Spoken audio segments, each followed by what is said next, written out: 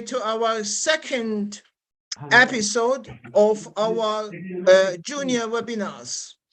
Junior webinars is special type of webinars devoted to the juniors, as it says. The first episode we had it was very successful, and the second episode today is on a particular theme called audit and research. This theme is very important to everybody, and we're aiming primarily to spread the message of how important audit and also how important research. We have here few important speakers, including a keynote speaker who is a professor in the practice and been there for more than 40 years in the NHS. Because this is Ramadan and we have a start time at 6:35, we're going to have a break. We're going to have a break for until 6:50, between 6:35 to 6:50. So I got today with me our two presidents of the IMA UK and the president of the IMU. So let's just give our colleague, senior colleague, just a welcome to you. Dr. Majid, the platform for you. Thank you very much, Dr. Ali, and thank you for all the speakers. This is the welcome, everybody. I hope lots of our juniors from Iraq joining us because this is aimed to help hopefully their career and understanding of various elements of audit and research. Ramadan Mubarak alaykum kulkum. As Ali said, we will break for iftar and we restart again 6:50. Okay, I'm not going to talk for long. Thank you, Dr. Majid. I hand over now to Dr. Mohammed Al-Sudani, the president of IMU. Please, Dr. Mohammed. Well, thank you very much, Professor Ali. Thank you very much for organizing and chairing this meeting. Happy Ramadan to all of you. We haven't got time actually to waste here and we're all fasting. So I thank you very much all for attending and for the speakers, and have a good time. My best wishes for you. Thank you very much. Thank you very much, Dr. Mohammed. Now we're going to start with our first speaker, Dr. Dalia from Basra. Dr. Dalia, we are proud of her. She's one of the Iraqis who are really interested in research. She is in her board postgraduate training, and she is in fact in the last year. She is from Basra, that qualified from Basra Medical School in 2013. And she was among the first quarter. So she was kind of, she didn't just pass, she was a brilliant junior doctor. So thanks to the Prof. Al-Asadi, because he's the one who introduced her to us. Please, Dr. Dalia, start sharing your document and the platform for you. Okay, doctor. So while Dalia doing that, can you please, we mute all ourselves so that we don't interfere with her. Okay. Dalia, you can start now, darling. Okay, doctor. Thank you for this wonderful opportunity to let me present my work. This is Dr. Dalia Hazem, fourth stage Arabic board student at Basra Maternity Hospital. Today, we are going to talk about a promising subject, the relationship between TSH levels and insulin resistance in patients with polycystic ovarian syndrome, under the supervision of Dr. Ali Falh Al-Asadi. What to expect, choosing our study, introduction, patients and method, some statistics, obstacles, and the next step. Choosing our study. Why TSH? Polycystic ovarian syndrome has been associated with metabolic and endocrine disorders, and most of the PCOS patients suffer from insulin resistance. That's why we usually prescribe metformin to control the glucose level. Other things is thyroid function. From our work at Basra Maternity Hospital and the private clinic, we routinely send for other endocrine-related investigations. We have noticed that there might be a relation between TSH and insulin resistance. This can aid the diagnosis of insulin resistance depending on its relation with TSH. And this will spare us time and reduce cost on the patient. As I mentioned earlier, PCOS is associated with many endocrine disorders. Testosterone, DHEA, LH, FSH were also recorded, although we mainly depend on clinical data and ultrasound imaging for the diagnosis. I will talk about the aim of our study. So we here aim to test the integrity of the relation between insulin resistance and TSH and whether it is a linear relationship or not. As I said, this will spare us time and cost. Luckily, pilot study showed promising data. First thing first, we must define PCOS. Polycystic ovarian syndrome is a multi-organ disorder suspected in patients with irregular menstrual cycle and signs and symptoms of hyperandrogenism, like acne, seborrhea, hirsutism, irregular menses, infertility, and alopecia. Recently, PCOS has been associated with metabolic syndrome. Patients may develop obesity, insulin resistance, acanthosis nigricans, type 2 diabetes, dyslipidemia, hypertension, non-alcoholic liver disease, and obstructive sleep apnea. The Rotterdam criteria are the most commonly used and applicable criteria for the diagnosis of PCOS. This disorder is said to be established if 2 of the 3 criteria are met. Hyperandrogenism, detected by clinical and/or biochemical testing, ovulation abnormalities, 12 or more cysts on one ovary and/or ovarian volume more than 10 ml. Based on the Rotterdam criteria, 4 types of PCOS can be distinguished. The first one is the classic type, which shows features of hyperandrogenism, ovulation disorders, and a polycystic ovary detected by ultrasound. The second type shows a feature of hyperandrogenism and ovulation disorders, but with a normal ovarian ultrasound image.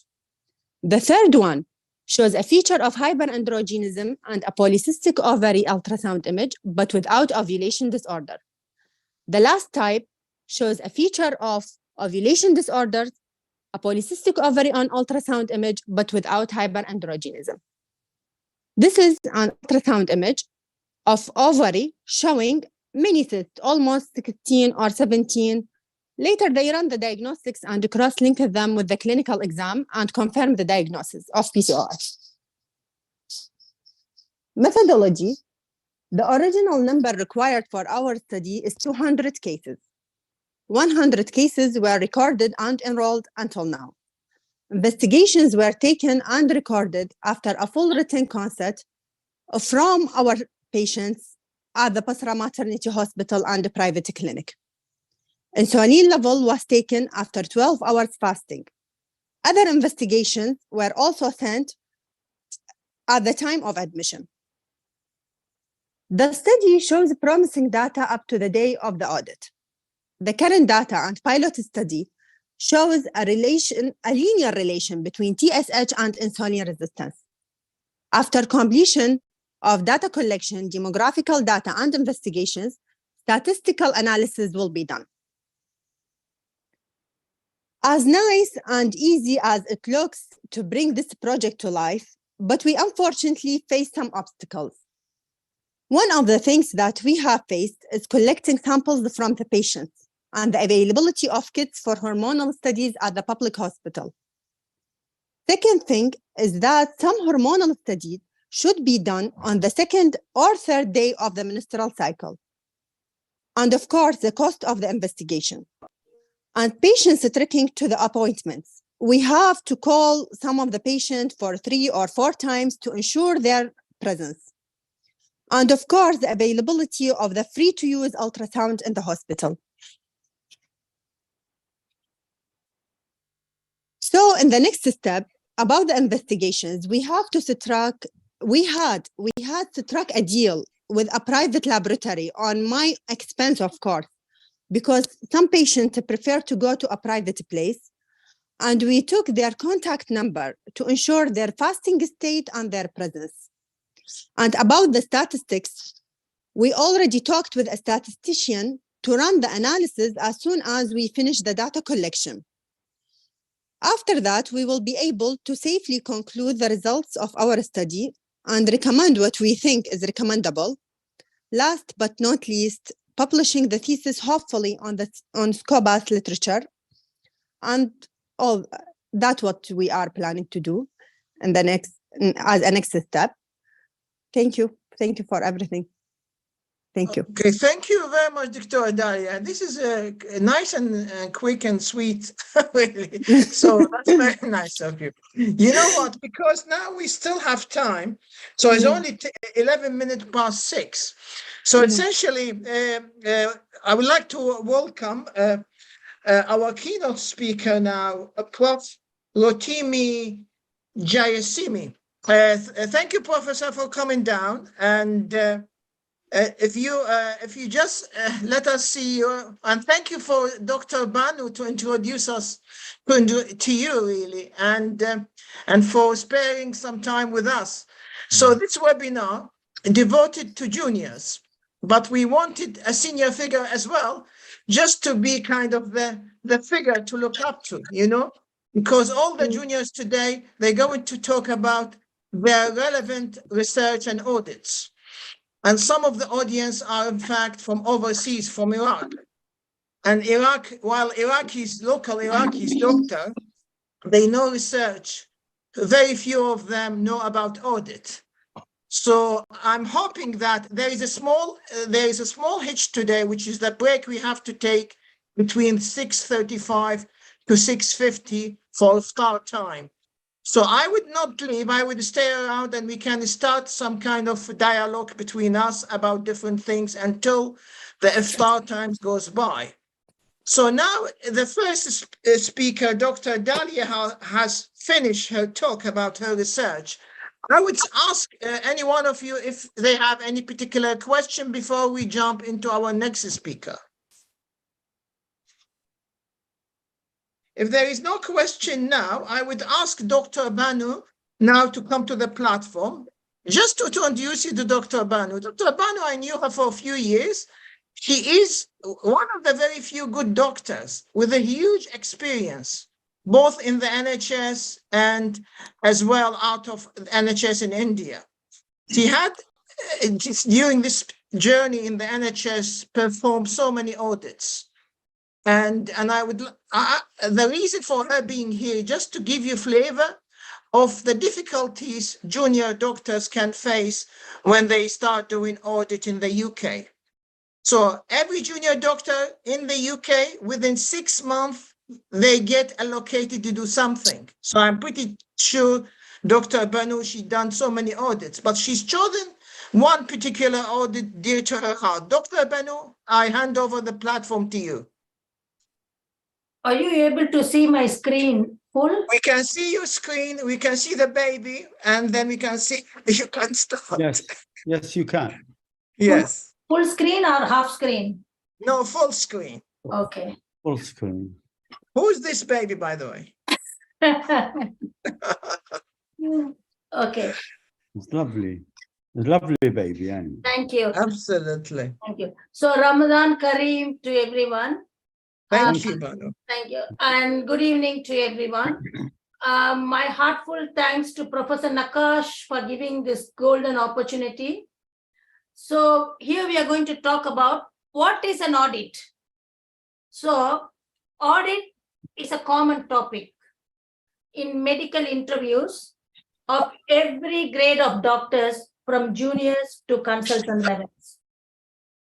So in a simple way, audit reviews the current clinical practice and the need for improvement.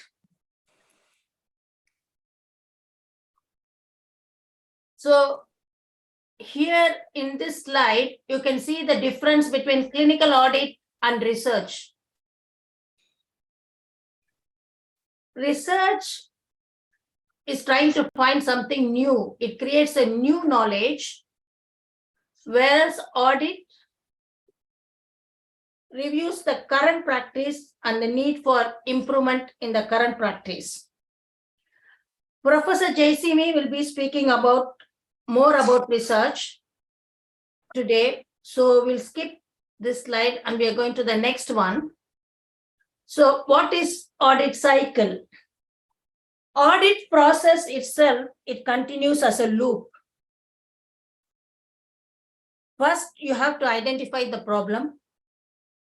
You have to identify the problem which needs improvement in your clinical practice, in your hospital, in your current practice.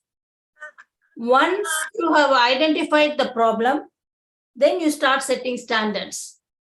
The standards can be the national guideline or the local guidelines. Right.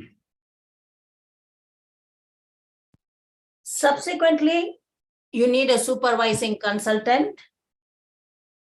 And then you'll start to register your audit with your audit department.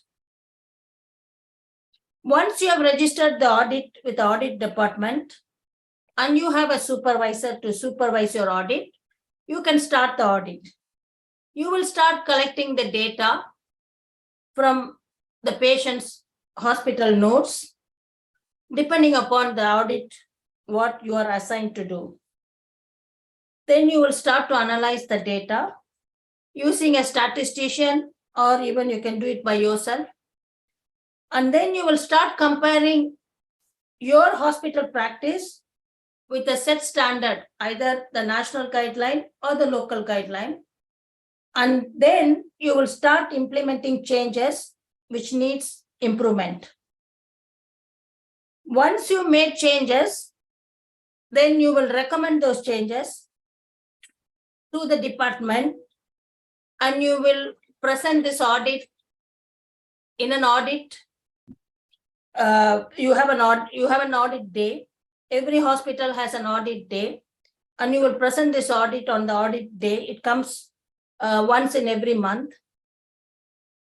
And once the changes has been accepted by the department, you will wait for 6 months. After 6 months, you will re-audit the same topic to check if the changes that you have recommended has been followed by the department. This is how an audit starts and ends with re-auditing. And then this is called an audit cycle, and it's a loop. So close the audit loop, you have to re-audit and check whether your recommendation has been implemented and doctors, midwives, consultants are following it.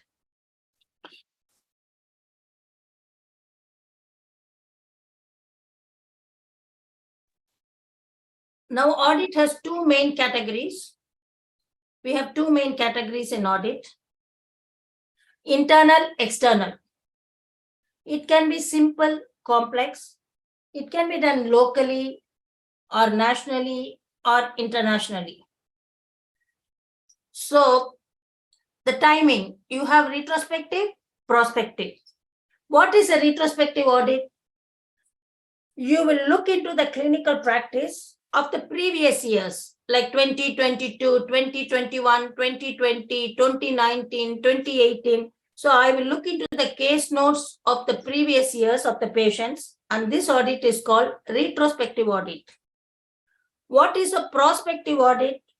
Prospective audit, I will look into the future, say from April 2023, then 2024, 2025, we will look into the future years, and this is prospective audit.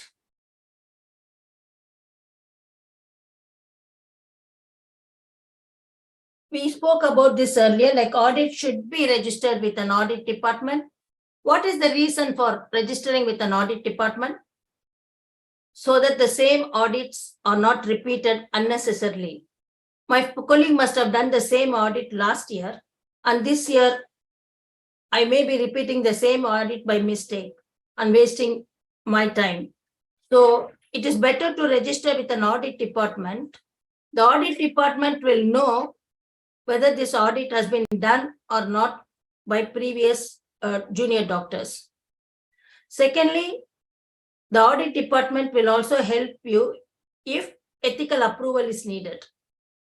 So in two ways, this registering with the audit department is necessary. One is to not repeat the audit unnecessarily. Second, to see if ethical approval is needed. You have to maintain patient confidentiality. Never take the notes home. Never put the patient's details in a pen drive and leave it in a train or bus when you're traveling. Lastly, you have to be realistic. Realistic in the sense that you should know the amount of time needed to close the audit loop. You will take 6 months to do an audit. You will recommend the changes, and then the next 6 months, you will re-audit again. So you should be realistic that this audit can be finished within a year.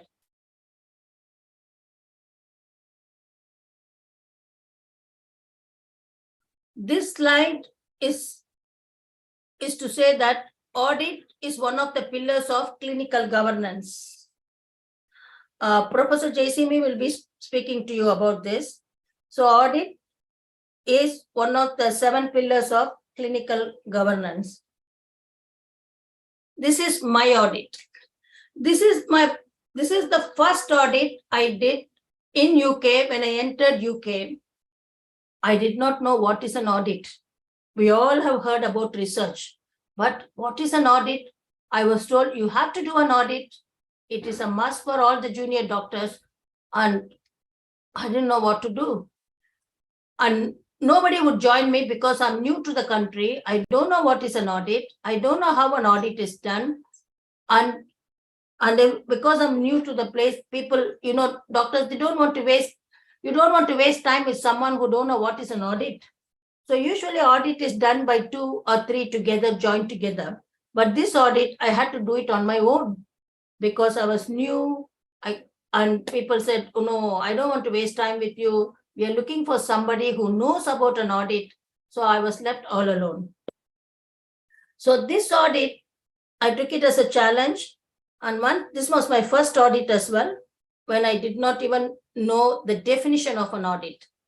Then this audit was presented at the European Congress of Perinatal Medicine International, oral presentation. So this is how this audit started. I had to collect the last 5-year case notes of patients, of babies who were affected with shoulder dystocia. So it was a retrospective audit. And the last 5 years, the number of deliveries in the last 5 years in St. George's Hospital, University Hospital in London, which was a tertiary unit, the number of deliveries were 21,760. Among the 21,760, 519 babies had suffered from shoulder dystocia, which is 2.38%, which is more than the national level. The incidence of shoulder dystocia in UK is 0.5%. But the incidence in St. George's University Hospital was 2.38%. So I was told to look into it, why there is a rise from 0.5 to 2.38. So I had to retrieve all these 519 patients' notes. And then I had to look into this 47 indicators. So it was not an easy task. So I have to look in for their age, whether they're prime-ip, they're multi-ip, their BMI, their diabetes, whether they're diabetic, or whether the woman had a previous shoulder dystocia. Because if you have a baby with one shoulder dystocia, then your next baby 10-fold increase. So the fetal weight, the placental localization, the lack of progress, all these 47 indicators, I had to look into it.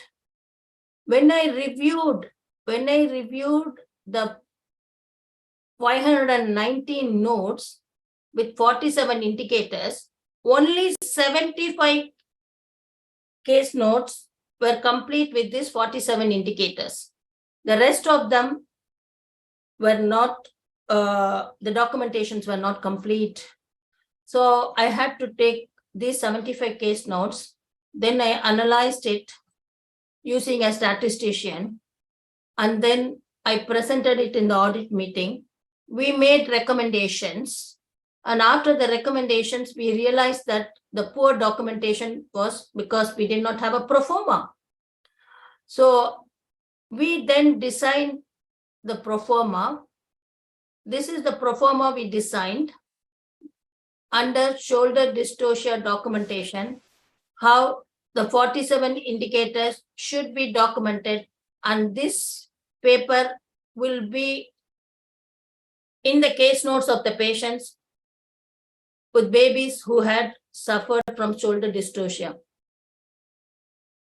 And this was then introduced into the RCOG, because this is a very old audit I'm talking about. So this was then introduced to the Royal College of Obstetrician and Gynecologists, which they then have now, I think in 2012, they then introduced this pro forma into their guidelines, and now it is followed nationally throughout Scotland and Wales and Northern Ireland. So this was the success of this audit, which could change the practice throughout UK, and it was easy for midwives and doctors to document the timekeeping, the position which was used to deliver the baby, the timing of the baby, the timing of the head to body interval, and whether the baby was facing maternal right or left, all the parameters, including the baby's birth weight.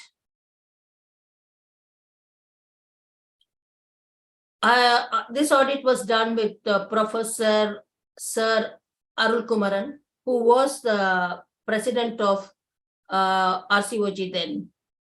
So my heartfelt thanks to Professor Arul Kumaran for helping me to publish this audit as well, and to present this audit in an international European Congress as well, which was held in Turkey.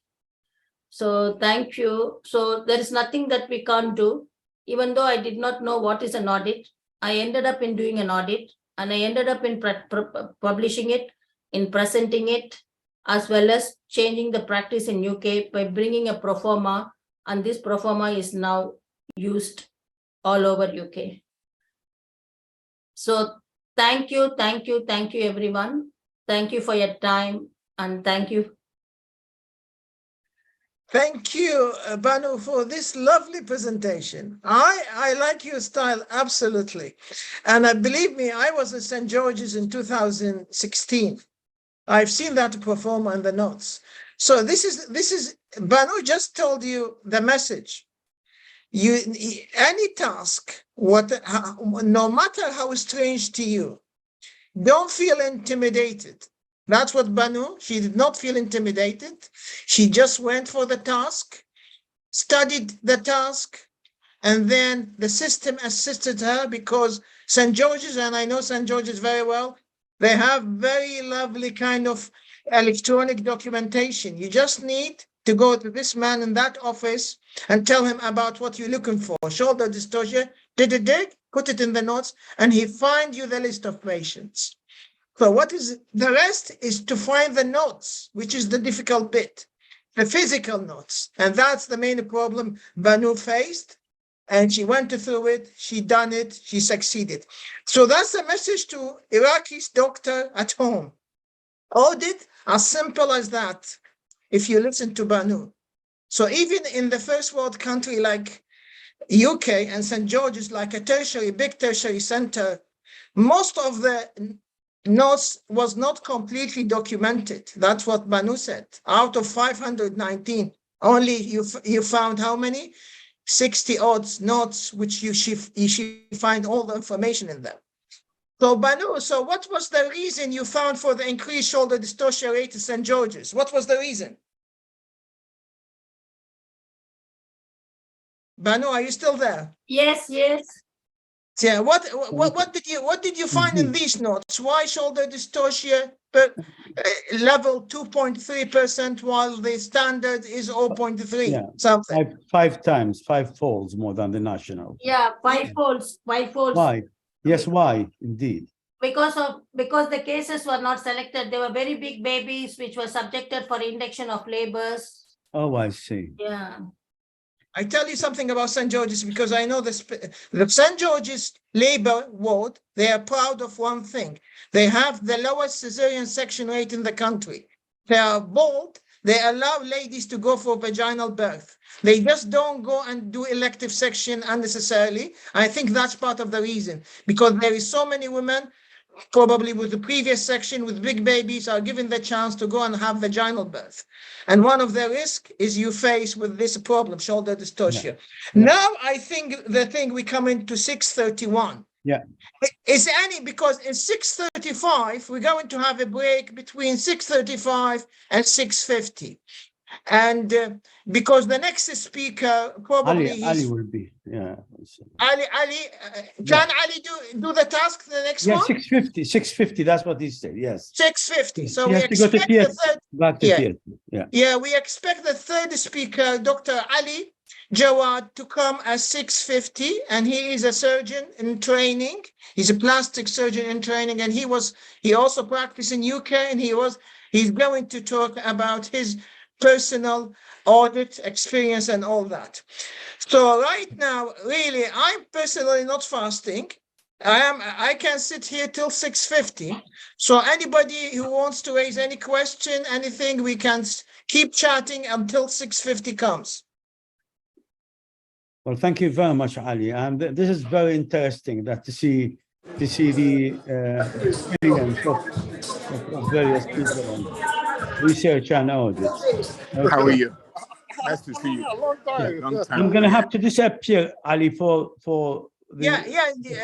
Jawad, you go and break your fast. Dr. Mohammed, if you want to. I am staying here manning the fort, and if people bring up any questions, I'm ready to answer, really, or discuss any issues. Is it Prof. Rotini still there? Prof. Rotimi, are you there or are you not? Yeah, he should be here, because he's one. Yeah, because we can start some discussion with him about certain things. So Islam, are you going to break your fast or not? Yeah. 3 minutes, I think, is it? 3 minutes? Yeah, you have 3 more minutes. ما أدري. Yeah, Lam, you are in full control. No, you don't look dehydrated at all. Because it was a holiday today. Really? Yes, because it's Saturday. Absolutely, I agree with you. It's Saturday, so maybe. But again, well done you. Well done you. So, Banu, are you still there or you disappeared? No, I'm here. Banu, well done. I like your presentation, Banu. So your style I like, and when you worked there in St. George's, which year was that? You don't want to say that, do you? Because this is top secret. No. It was in 2000. I was in St. George's. This audit was done in 2008 when we presented at the International Congress of European Congress of Perinatal Medicine. Yeah. When Professor Arul Kumaran was there. But that was the time I entered the country. I was new to the country.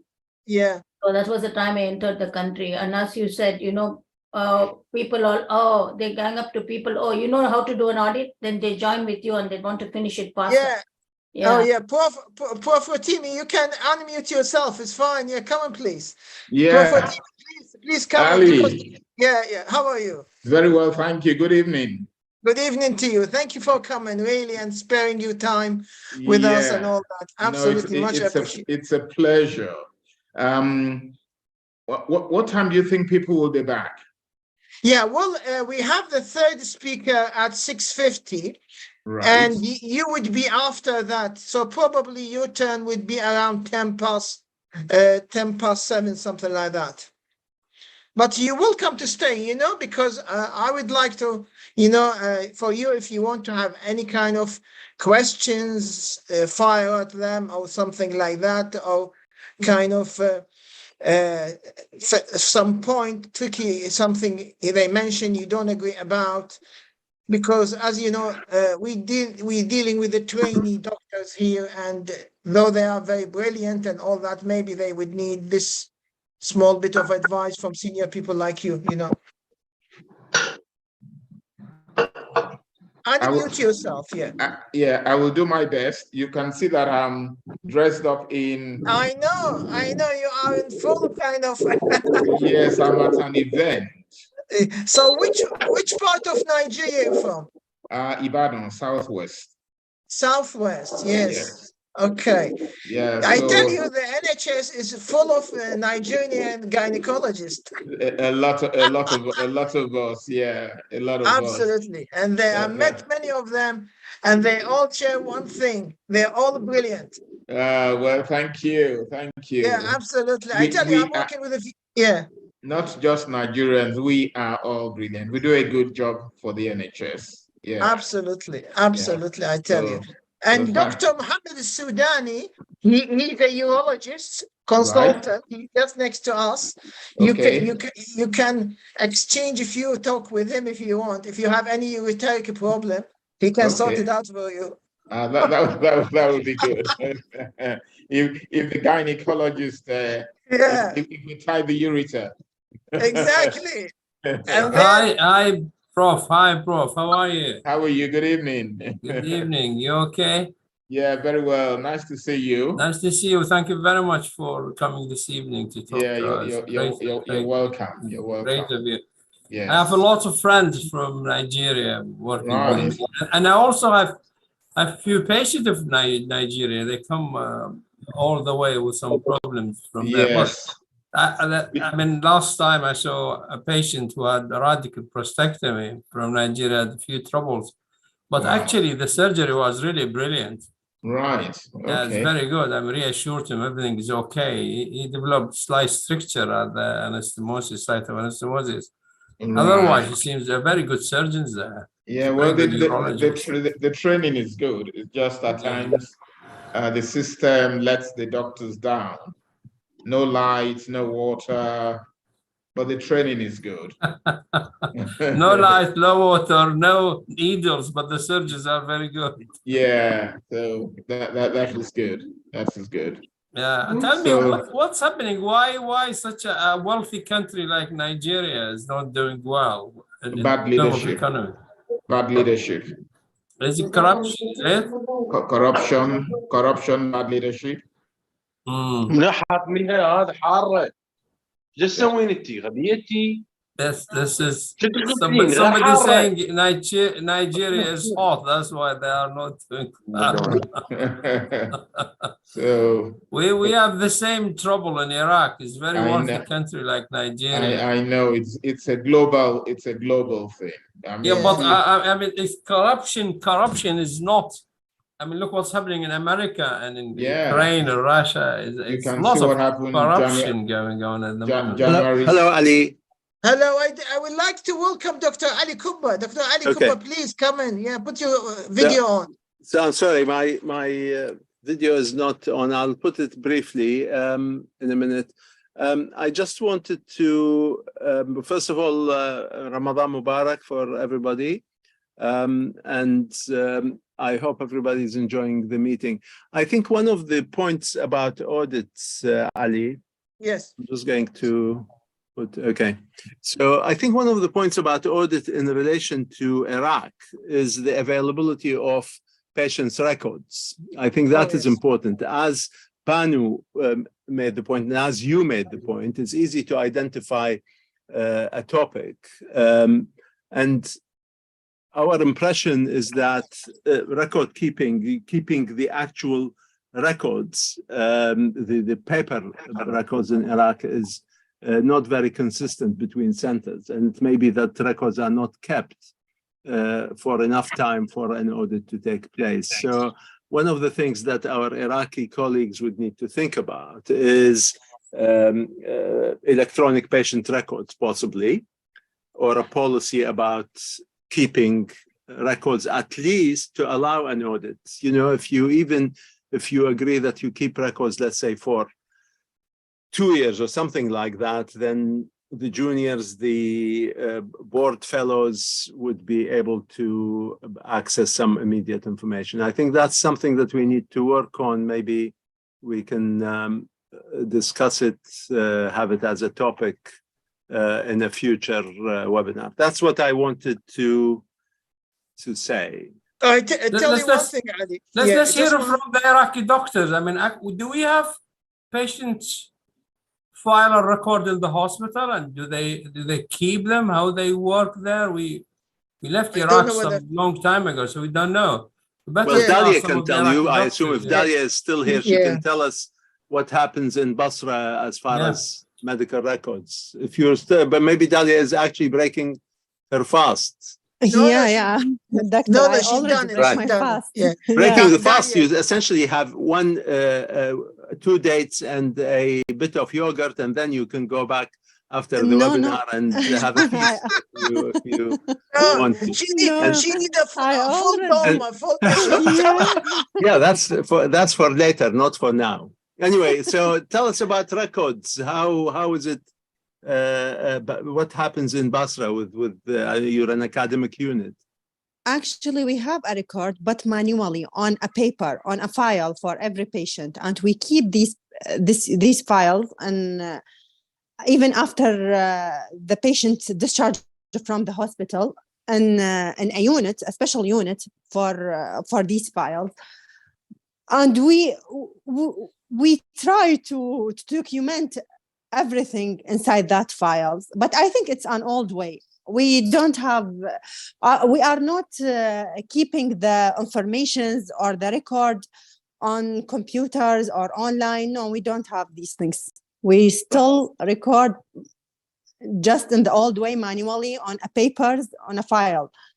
I mean, there is nothing wrong with a paper record. What I hear from certain hospitals in Iraq is that the hospital essentially discards the records within 3 to 6 months, and that doesn't really allow a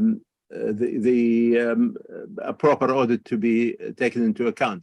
So I think if you have in Basra a policy for, say, I mean, you know, if you look at pediatric, I mean, Majid, I'm not sure whether Majid is here. So for pediatric records, you're supposed to keep them for something like 30 years. Because of the fact that, you know, you've got a child and you want to document stuff. How long do you keep them? Do you have a policy? Dalia? I don't have enough information about for how long they keep them, but as I see, they keep them. Okay. I mean, it's worthwhile, those of colleagues on this webinar who are from Iraq to exchange information. I think probably Manal from Karbala is still doing her short breaking the fast and may come back. But I think if you can exchange information and agree at least on a standard, and then, you know, maybe report it, and then we can sort of look at whether that is adequate, inadequate, whether it's a challenge or otherwise. I just wanted to raise it because it was raised before. Let's can I ask Dalia, please? Dalia. Yes, doctor. If, for example, you've seen a patient in your hospital and the patient had treatment and discharge home and come back, let's say 6 months or a year later, can you get the old record and start again with the same patient, bring it out, or you make a new record for that? We made a new record, but we can't get the old record file. We can't. We can if we remember if we know the date of admission, the date of discharge, the full name of the patient. It's easy to get the old record. It's easy. I did it before. Yeah. And what we do here, we're in the UK, each patient has NHS number. Every patient, every person got NHS number, and each patient in the hospital beside them they got particular hospital number. So when they go back, admitted back, always they go to the either the NHS number or the hospital number, and easy to get their file back.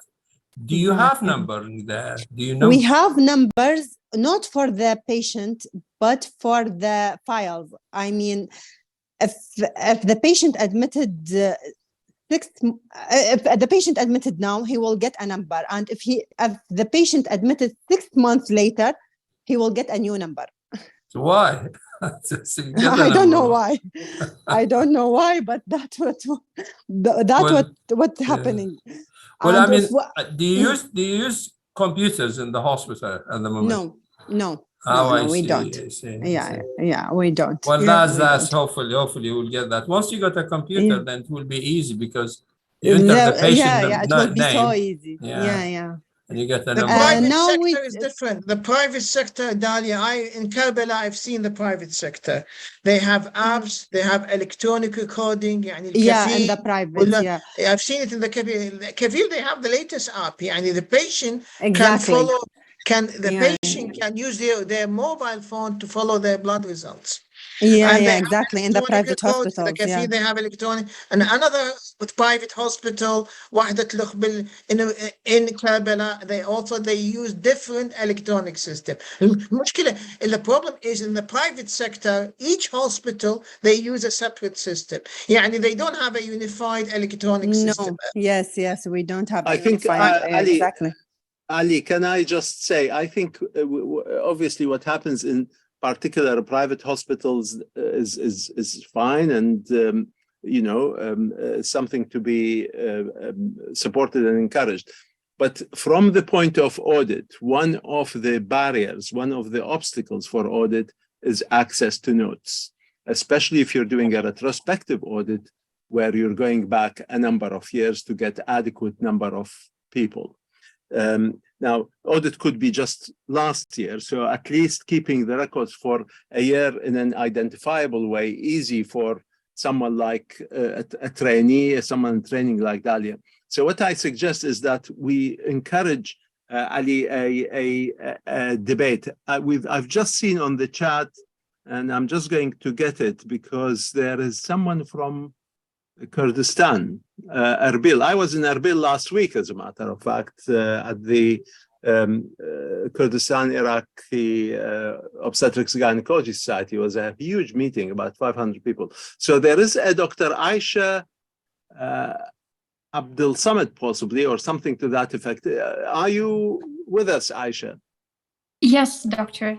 Hello, right. Good evening, everyone. So tell us about Erbil. Is it still raining? It was raining when we were last Thursday. It's a bit cold, but it's not raining. Anyway, happy Nowruz, by the way, since you are in Erbil. We enjoyed happy Ramadan. Yeah. Thank you.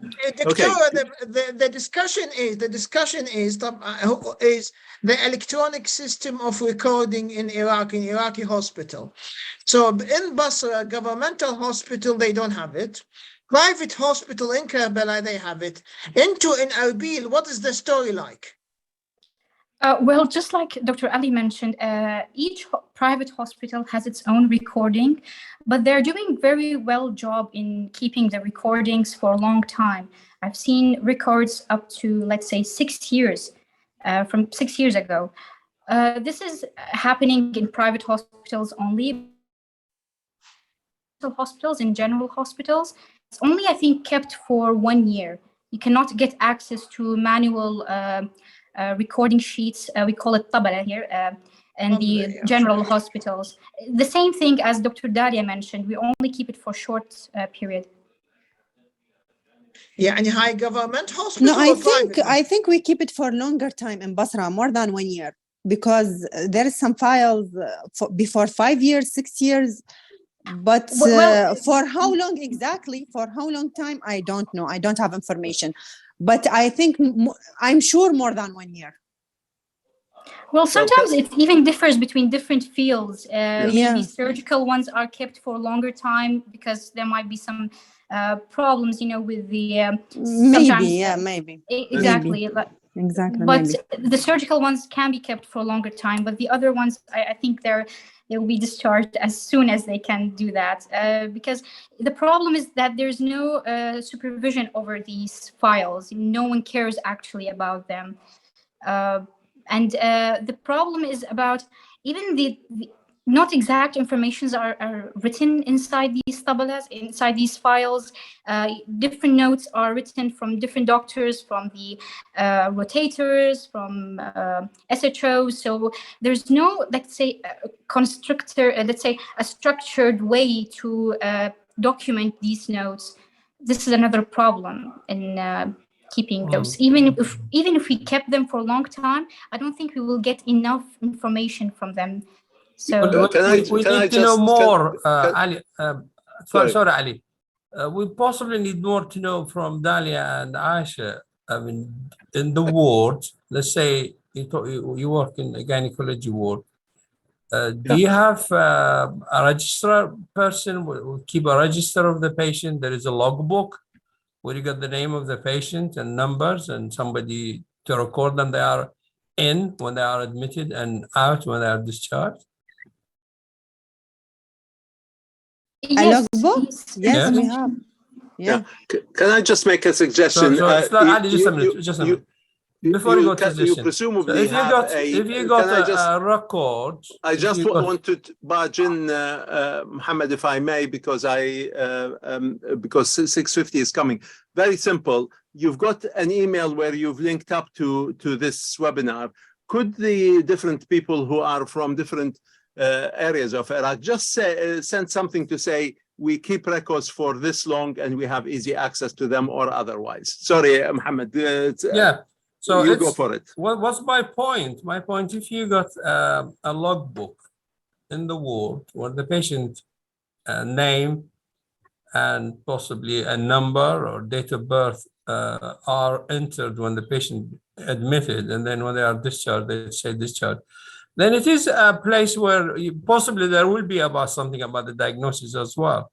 Then that will be a record. You could go back to it, as Ali point, where you could fully do an audit. Then at least you know the patient, what's wrong with them when they come in. If you their names, then there may be a number. Then you can get to their record if you file their record somewhere in the hospital. But certainly, thank you, Dr. Certainly, I mean, Iraq is a rich country. We're talking about Nigeria a minute ago. It's not. Iraq is a very rich country. And a computer, what's a computer? How much it costs a computer? No, exactly. It's a computer in the ward where every patient in and out, a record in and out, what's the diagnosis, what they done, what they think. Very simple. I suggest you take it to your admin and really tell them we had this talk with our colleagues outside in the UK and America, and it was really shambles that in Iraq at this time, 21st century, and we don't have a record there. Computer, sorry, a simple computer in the ward. Dr. Mohammed, thank you very much, because now the third speaker is ready, Dr. Ali Jawad. Dr. Banu, can you stop sharing, please, because the next speaker is ready, please. Thank you very much, Dr. Banu. So the next speaker is one of our brilliant junior doctors working in UK. His name is Ali Jawad. He's ST4, works in the burns and the plastic surgery at Wells Deanery. ST4 mean junior registrar in the hierarchy of training. He's graduated from Imperial College, one of the top medical school, have BSc in management and completed a master in trauma. He's also instructor in trauma and emergency burn life support. And his personal interest, obviously burns. He likes burns and trauma and nerve reconstruction as well. Ali, the platform for you, please come in. Start sharing your document. And unmute yourself, please. Unmute yourself.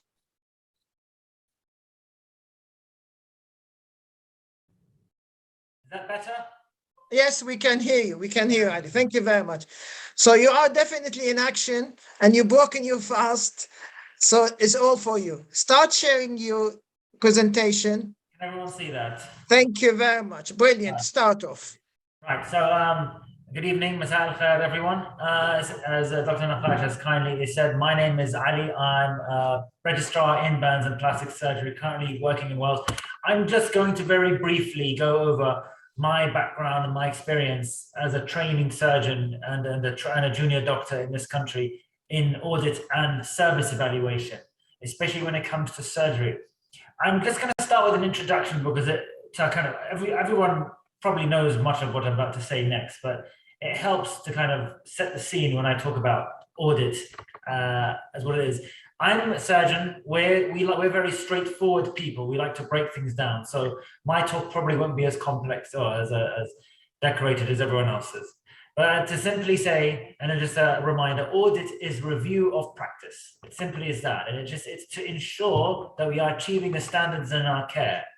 It is not actually considered research, but it does use research skills because you are going to be designing a audit project, deciding whether it's going to be retrospective or prospective, identifying your population or your target, dividing outcome measures, what are you measuring, and analyzing the data that you get.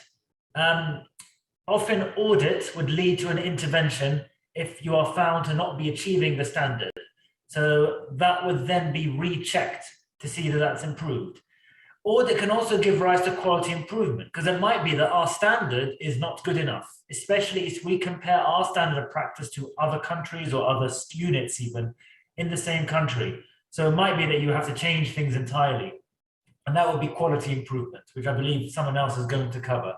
This all comes under what we call clinical governance, which is something that is seen as a duty for all doctors in the UK. So a reminder again of something that we have to know by heart, the pillars of clinical governance, the first of which is clinical audit.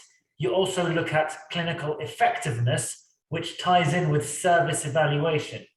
And the other things to think about is how you manage risk in your workplace, how you sensibly and responsibly use patient and clinical information, that you engage in teaching of other people, that you involve other staff and encourage them to undertake governance as well, and that you ensure that you are relating back to your patients and their experience. And again, this is the audit cycle. I'm sure you've seen it before and know it by heart, but I think it is always good to revise. The first part of an audit is that you identify an issue or a practice. It might be that you're doing something every day in your job and you think, this is never right. This is never going the way I want it. Things are not working. That's actually an opportunity to review the practice and say, are we doing it right? Are we doing it compared to the standard? The next step would then be to define the standard. And that could be local or hospital guidelines. That could be national guidelines. It depends on the standard you're looking at. You then have to look at how you collect your data. And this actually is what can make or break an audit. There have been so many audits that are done, even I'm guilty, sadly, of some that have just been abandoned because they get stuck at this point, trying to get to the data, which I think Dr. Khubba did mention. Availability of patient records is one of the most difficult things to deal with. You then have to compare the outcomes with the standard. You then have to see whether something needs to change in our practice if we are not at the standard. And then you need to re-audit, review it to make sure that that the intervention or the change that you've suggested has made the difference that you want. And you go back again. So that's the audit cycle. Service evaluation differs slightly in that you are actually looking at overall outcomes of, rather than just a single practice, it would be an entire kind of service or a system or a department, because you're trying to see what impact they have on the health service and the population, the patients that you are serving. And you might be looking at different aspects. It could be certain outcomes of health. It could be that the movement of patients through your service or your system. It might be the waiting times for treatment or even just to be seen by a service. It might be whether we are managing admissions to a hospital well, or even cost effectiveness, i.e., is the service or the system worth the money that we are spending on it? And that goes into something a bit more complex. You have to know how to assess cost and cost benefit of a system or of a treatment. It is also technically not considered research, which I think someone later will touch on, but it is used often as part of clinical research, because often you need to identify how a service or a system is running and the outcomes before you can then think about creating new knowledge, or thinking about a different system or a service. And that is what research does. It creates new knowledge rather than just identify the knowledge that is already there, which is what service evaluation does. But service evaluation can also be used as part of large-scale audits. So a lot of it comes from how you manage your data. So here is someone that summarized how you evaluate a health service. It's very similar, if you see, to how you do an audit cycle. You determine the issue or what it is your evaluation. You establish the standards and criteria. You plan how you're going to be evaluating it.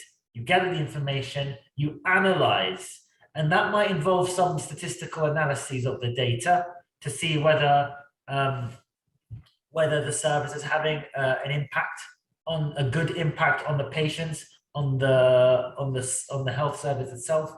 And then if you think you need to take action, you then suggest an action. And from that might be a quality improvement, because you're actually going to be changing the service rather than just changing up practice. You change the whole system, and then you reevaluate. Is everyone with me so far? You get your head around it. Yes, we are. In surgical training, you are expected to be auditing regularly. Certainly when it comes to plastic surgery, you are expected to do an audit at least once a year, and you should complete the entire cycle in at least half of them, which means you have to audit, make an intervention if you think we are not meeting the standard, and then re-audit to see if the intervention or the change that you have suggested has helped us improve our practice. Importantly, it also allows you to know how to develop a service and run it. Because as a consultant, the difference between a registrar or a end of registrar training, what we call associate specialist, and a consultant, is that you need to have some managerial skills as well as being the top decision maker. You need to be invested in how the service is run. And actually often in somewhere like Wales, where funding is very limited, where there aren't much in the way of clinical managers, there is much more responsibility in the consultant to run his service, even to the point of creating operating lists or creating clinics, seeing patients wherever you can. And I'm sure this happens elsewhere as well. But knowing how the service runs, knowing what our standards are, helps you do all of that. It also actually personally helps you maintain a good standard of care, because when you are evaluating a standard, you start to do that every day, because it's hypocritical to say people are not doing something right if you don't do it right yourself. So if you do audit something, eventually you realize that you start doing what you've audited at the top level, because you know the standard, you haven't really got an excuse to be any less. Service evaluation is also an important part of what we do and ties in with much of our research, because as a surgeon, we are obsessed with our outcomes, because that tells us how well we are doing as surgeons, because our impact is very direct and the change can be quite significant. So we're always trying to see how we as surgeons are doing, how we as our surgical service is doing, because we are trying to always make it more efficient. My personal audit experience, therefore, you can see I've done an audit almost every year, starting from when I first graduated. And this was something as straightforward as checking that we are giving antibiotics correctly when we are changing catheters in urology. The year after, we looked at something that's very commonly audited, because this is something that's very easily done wrong, which is venous thromboembolism, so preventing clots in acute medical admissions. This was a complete loop. I then moved on to ensuring that we are using the current national guidance for diabetic ketoacidosis in my next job. That was then followed by appropriate oxygen prescription in cardiac and respiratory inpatients, which was also a complete loop. That one you might think is very basic. Ooh, why do we need to prescribe oxygen? So it turns out actually when it comes to respiratory patients, you do need to prescribe it quite accurately. Otherwise you'd be over or under oxygenating them. And there is a guideline, there is a standard for it because it is a medication and it needs to be prescribed. The next one was tetanus prophylaxis, which is whether ensuring that we are giving tetanus booster in burns injury. It turns out that we have been doing it wrong for ages. You don't just give the booster, you're meant to give in a tetanus prone wound, you give immunoglobulin as well. And very few doctors actually knew this, so we were doing it wrong. But also this raised the debate. Should we be bothering with tetanus in burns? When you get a burn injury, you expect it to kind of burn away all the bacteria as well, or any spores. They're considered more sterile wounds than, say, a cut with mud in it.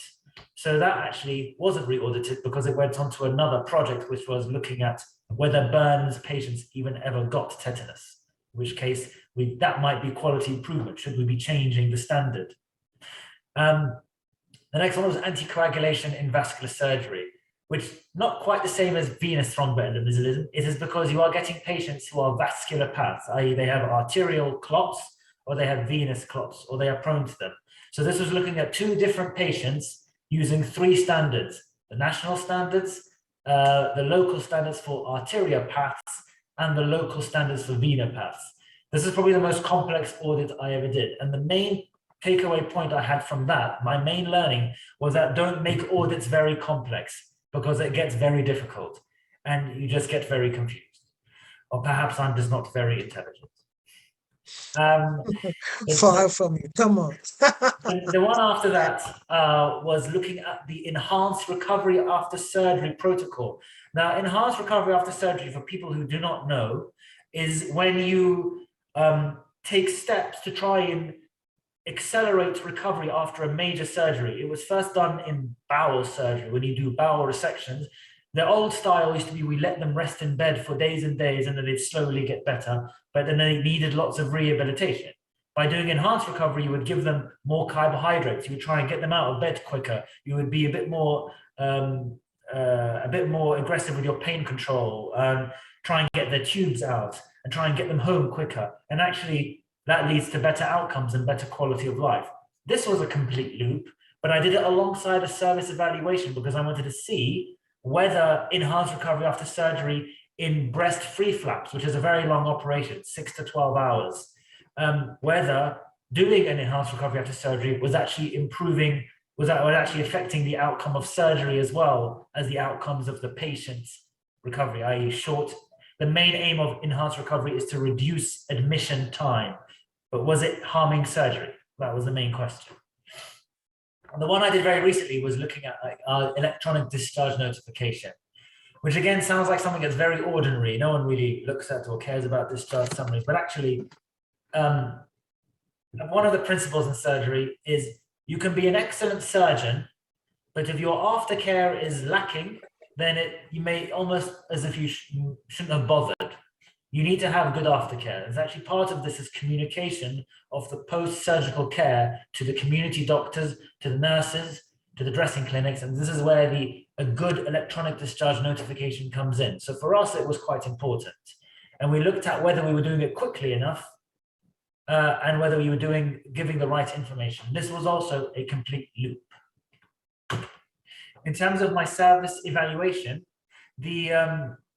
I looked at when I was working in ENT, I was looking at whether having advanced nurse practitioners had improved our waiting times for patients who are waiting to see ENT.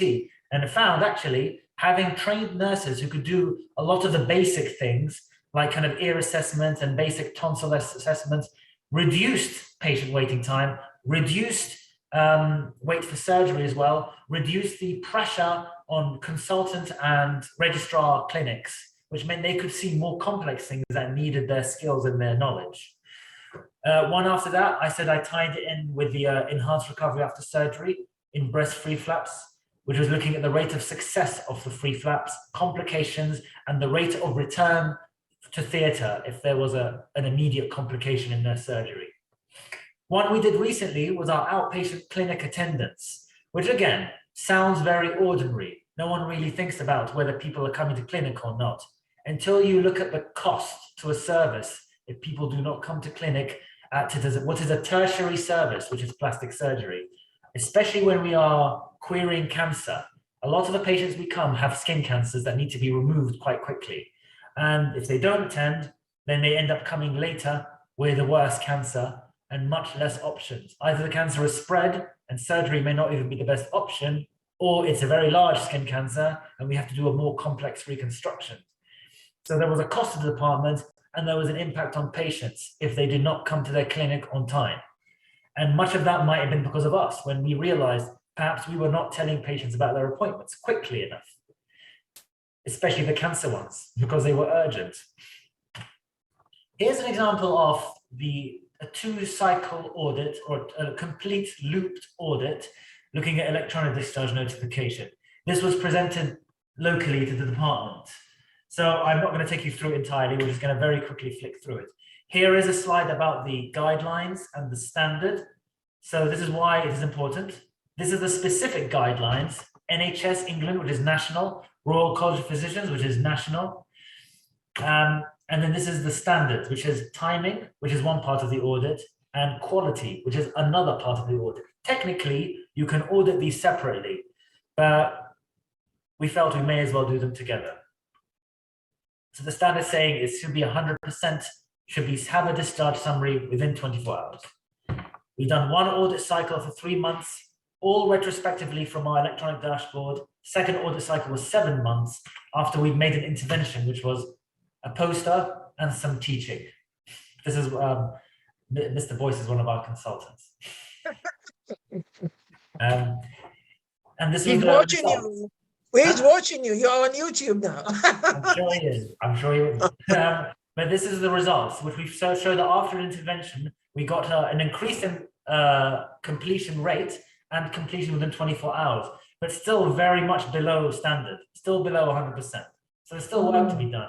This was showing previous and after in terms of the wards and the quality as to whether we were filling in all the important bits. We were filling in, turns out we weren't filling in investigations, which were quite important, especially if community nurses are looking after patients with infected wounds.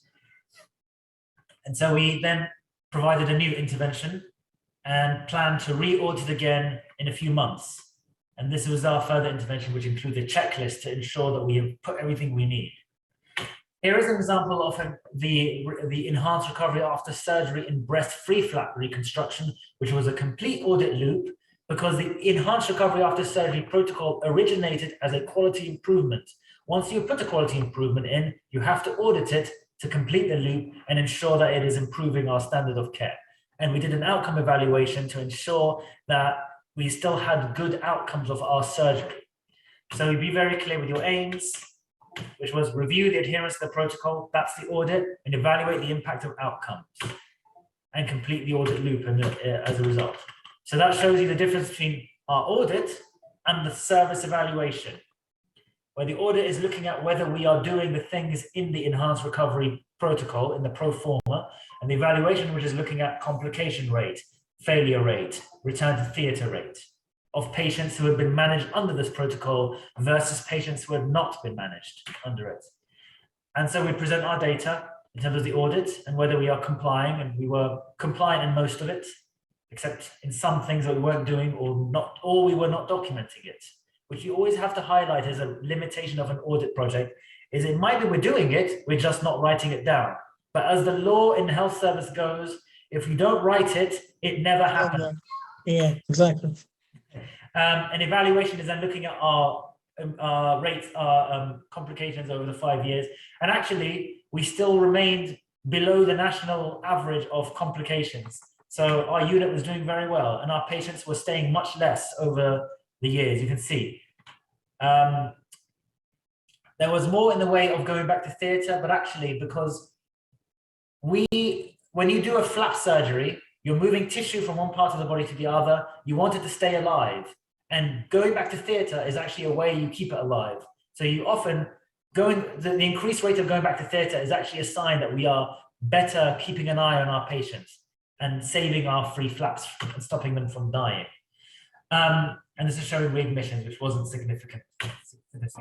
This is just showing the different kind of complications. And this was talking about our compliance and where we needed to improve. And then we would intervene by possibly 1, reminder, 2, maybe changing one of the protocol points, because it might have been that we weren't doing something in the protocol because new research had come out saying we don't need to do it anymore. So that might have been a quality improvement. And then Ali, I give you 2 more minutes there. yes, 2 more minutes. Yeah. And this is again just talking about the outcomes. We made recommendations and we concluded. So some take-home points, which is make sure you pick a subject of interest, be clear with your objectives, keep it focused. With an audit, it's only really one practice. Don't complicate it like I used to when I was a junior. Service evaluation only really needs to look at one measure. Be smart with how you get your data. Lots of health trusts in the UK have electronic data sets you can use and then analyze very easily. But if you can find, if you're looking at auditing something, make sure it's from a physical record you can get easily, and make sure you enter it electronically in a secure place. Make sure you work with your colleagues. You're more likely to complete your projects. You're more likely to have people complete the loops of your projects, and more likely to then have multi-center or national audits. Be prepared to be a champion of the standard you audit, because you cannot be a hypocrite. If you say people should do something, you should do it yourself, and try and aim for lasting change, which is a lot of work, because there is a lot of barriers to making sure a change stays where it is. Any questions I'm happy to take. Thank you very much, Ali, for this lovely presentation. What can I say? What can I say? Absolutely. Thank you very much. And we appreciate your presence and your time, and your at work as well. So if you have time, you can stay till the end of the webinar, and there would be some questions, because so many interesting things you put in, really. So you can stop sharing now, so that we can go to the next speaker. The next speaker is our keynote speaker, our Professor Rotimi Jayasimi. Prof, are you there or not? Professor Jayasimi, are you there? Are you with us? Yes, good evening. Brilliant. Let me Ramadan Kareem, I am with you. Good evening. Thank you very much. Let me introduce you to the audience. Prof. Jayasimi, he's from Nigeria, qualified from University of Abadan in 1978. He's been now in gynecology for over 40 years. Appointed a consultant in UK back in 1994, long time ago.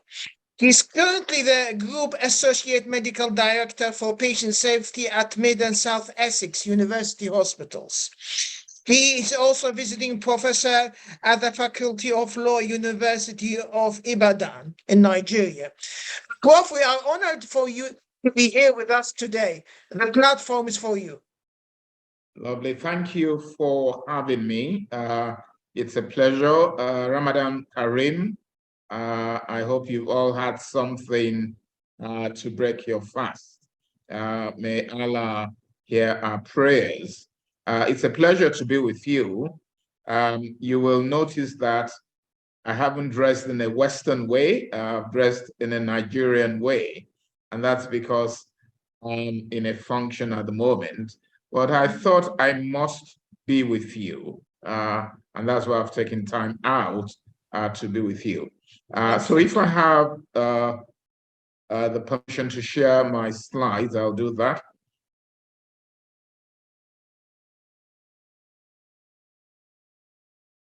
So you go to share screen, yeah, and select, yeah. Yeah, we got it. Yeah, we can see it. Lovely.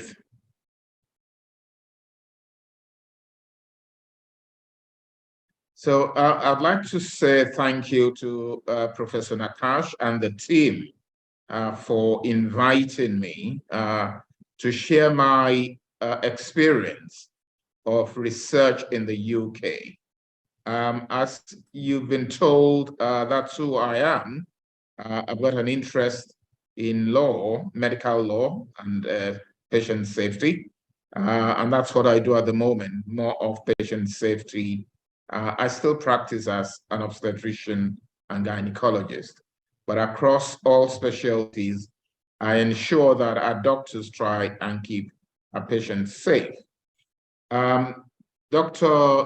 Banu has spoken to you about audit, You've heard a few things about audit.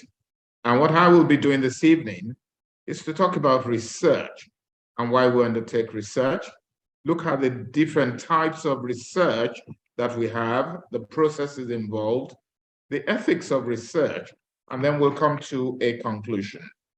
I think one of the things I would say is, like you were told, I am a clinician. I'm not an academic person. When I say academic, my primary employment is as a consultant in obstetrics and gynecology. And I think different countries have different systems. In the UK, you work for the NHS, but if you want to go down the path of academia, then the university is your primary employer, and then your clinical practice is secondary to your academic employment. And it's in academia, you can do a lot of research. And we've heard about what audit is, you've heard a lot. It seeks to measure performance against a set standard, which could be local, regional, specialty, or global. And you can use an audit to drive improvement. Whereas research tries to look for new things, new treatments, new interventions, and new devices. So why research? That is, when we look at clinical trials and research, they are important tool because it adds to knowledge. And with knowledge, we improve patient care. Now, COVID has shown us what can happen. We didn't have any vaccine for the COVID virus, but within a short time, through research, through combinations of pharma industry coming together, we were able to get a COVID vaccine within a very short time. Now, clinical research, when successful, results in new treatments for diseases, new methods of diagnosis. Now we are talking of AI, artificial intelligence, to diagnose or to read chest x-rays. It had undergone research to make sure that it's accurate and that it's safe. So that's, again, things, new devices for diagnosing diseases. Clinical research also helps doctors and nurses to determine treatment or treatment strategies that will give the patient the best outcome, the optimum outcome. So you're looking at different drugs, testing them in the laboratory, doing human studies, and hoping that they will be better than what we have. And that is why over time, you get new drugs coming in for hypertension, new drugs coming in for heart failure, new drugs coming in for hyperlipidemia. And that is because the pharma industry and clinicians have undertaken research to look for new treatment strategies. And then research also provides us with an answer to safety and effectiveness of new drugs. Now, what is research? It's a process to discover new knowledge, like I said, but it has to go through systematic investigation. That is the scientific method, and that involves gathering and analyzing information. And this, you start off with a hypothesis that you think this particular drug is better than drug A, and that if you give it to human beings, the outcome is going to be better, maybe curative, maybe the quality of life will be better, but you start from asking yourself, what do I want out of this project? A hypothesis is an informed and educated prediction. So that's what I'm trying to say. You have something at the back of your mind, but you have to prove it. You have to show that your thoughts are real and reproducible.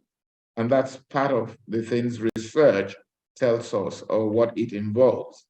Now, the hypothesis formed by the researcher acts like a map. It's the atlas map.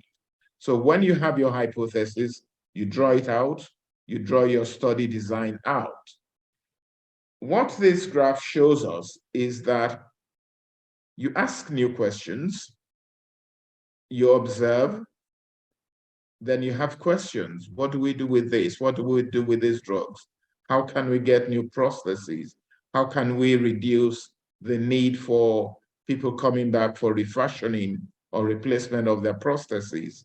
How do we improve prostheses? Then you undertake a literature search. Very, very important to undertake a literature search to find out what is there already.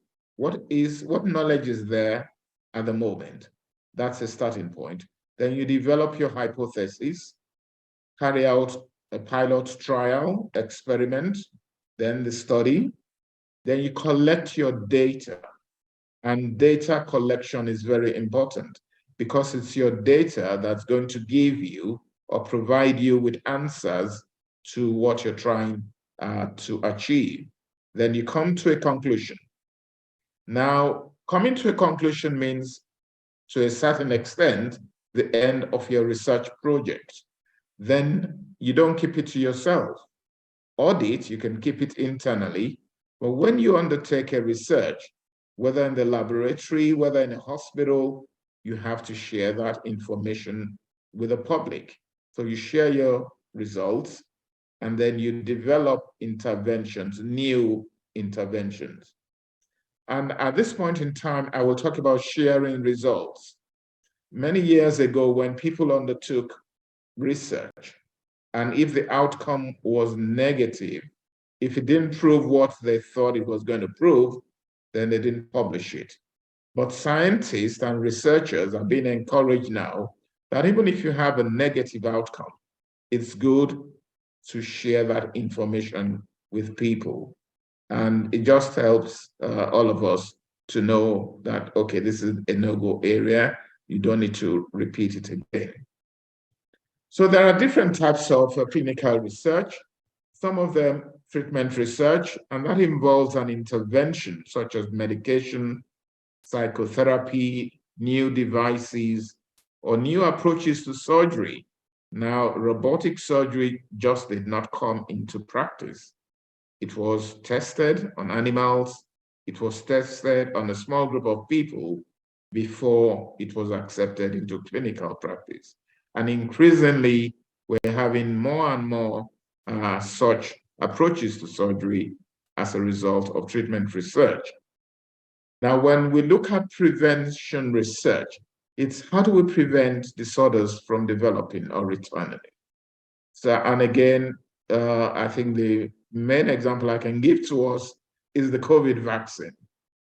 Some people don't believe there was COVID.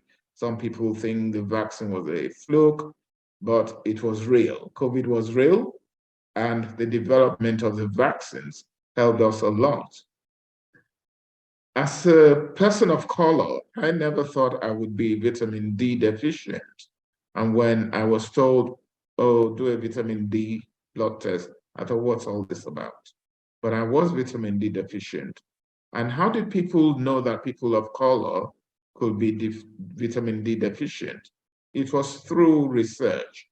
And that's now why people have vitamin D done and treated for if you are hypo, if you're low in vitamin D levels. Then diagnostic research refers to the practice of looking for better ways to identify a particular disorder or condition. I use the X-ray example.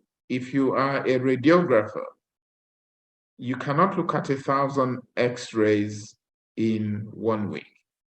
But with artificial intelligence, using algorithms, now the AI can read 1,000 X-rays in a very short time to a very high degree of accuracy.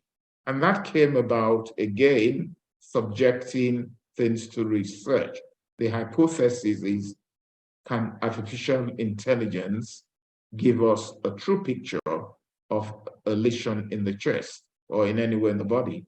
And through research, it's been proved that these things are possible.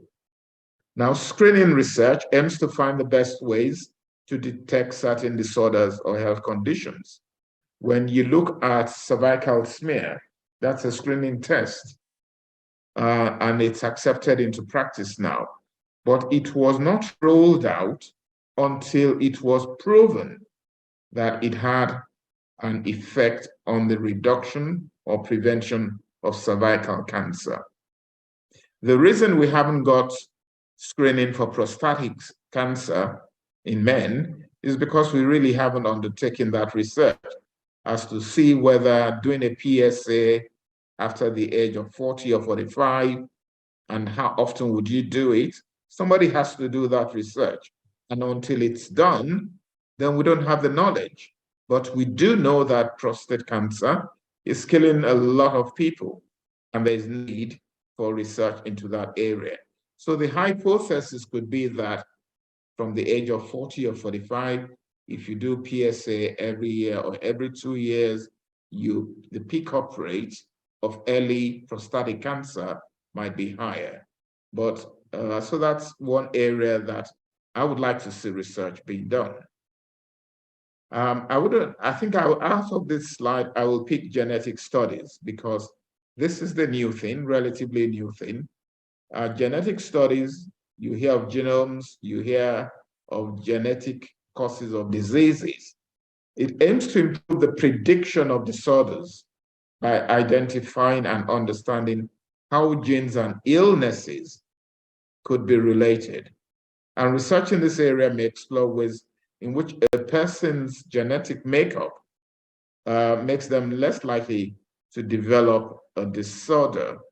I mean, in my family, for example, my maternal family, I had about 5 aunties with breast cancer. And when I don't mind disclosing this, I'm BRCA1 mutation positive, albeit low risk for breast cancer.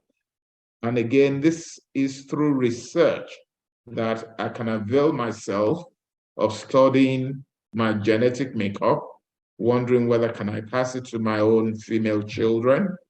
So those are available. Then epidemiological studies seek to identify the patterns, causes, and control of these diseases in a group of people.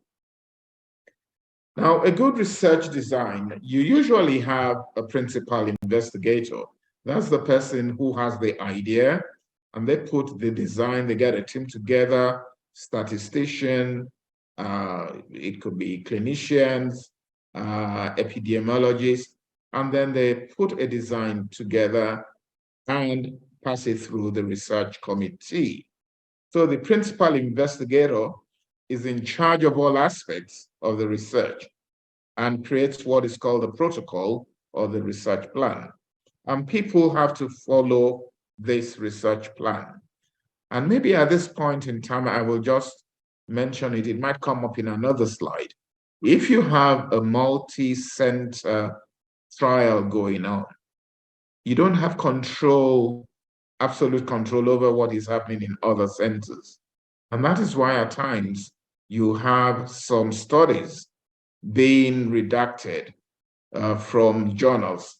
People say they've done this research and that research, they publish it in very high impact journals, but later on people find out that people have cut corners or were not truthful in their research.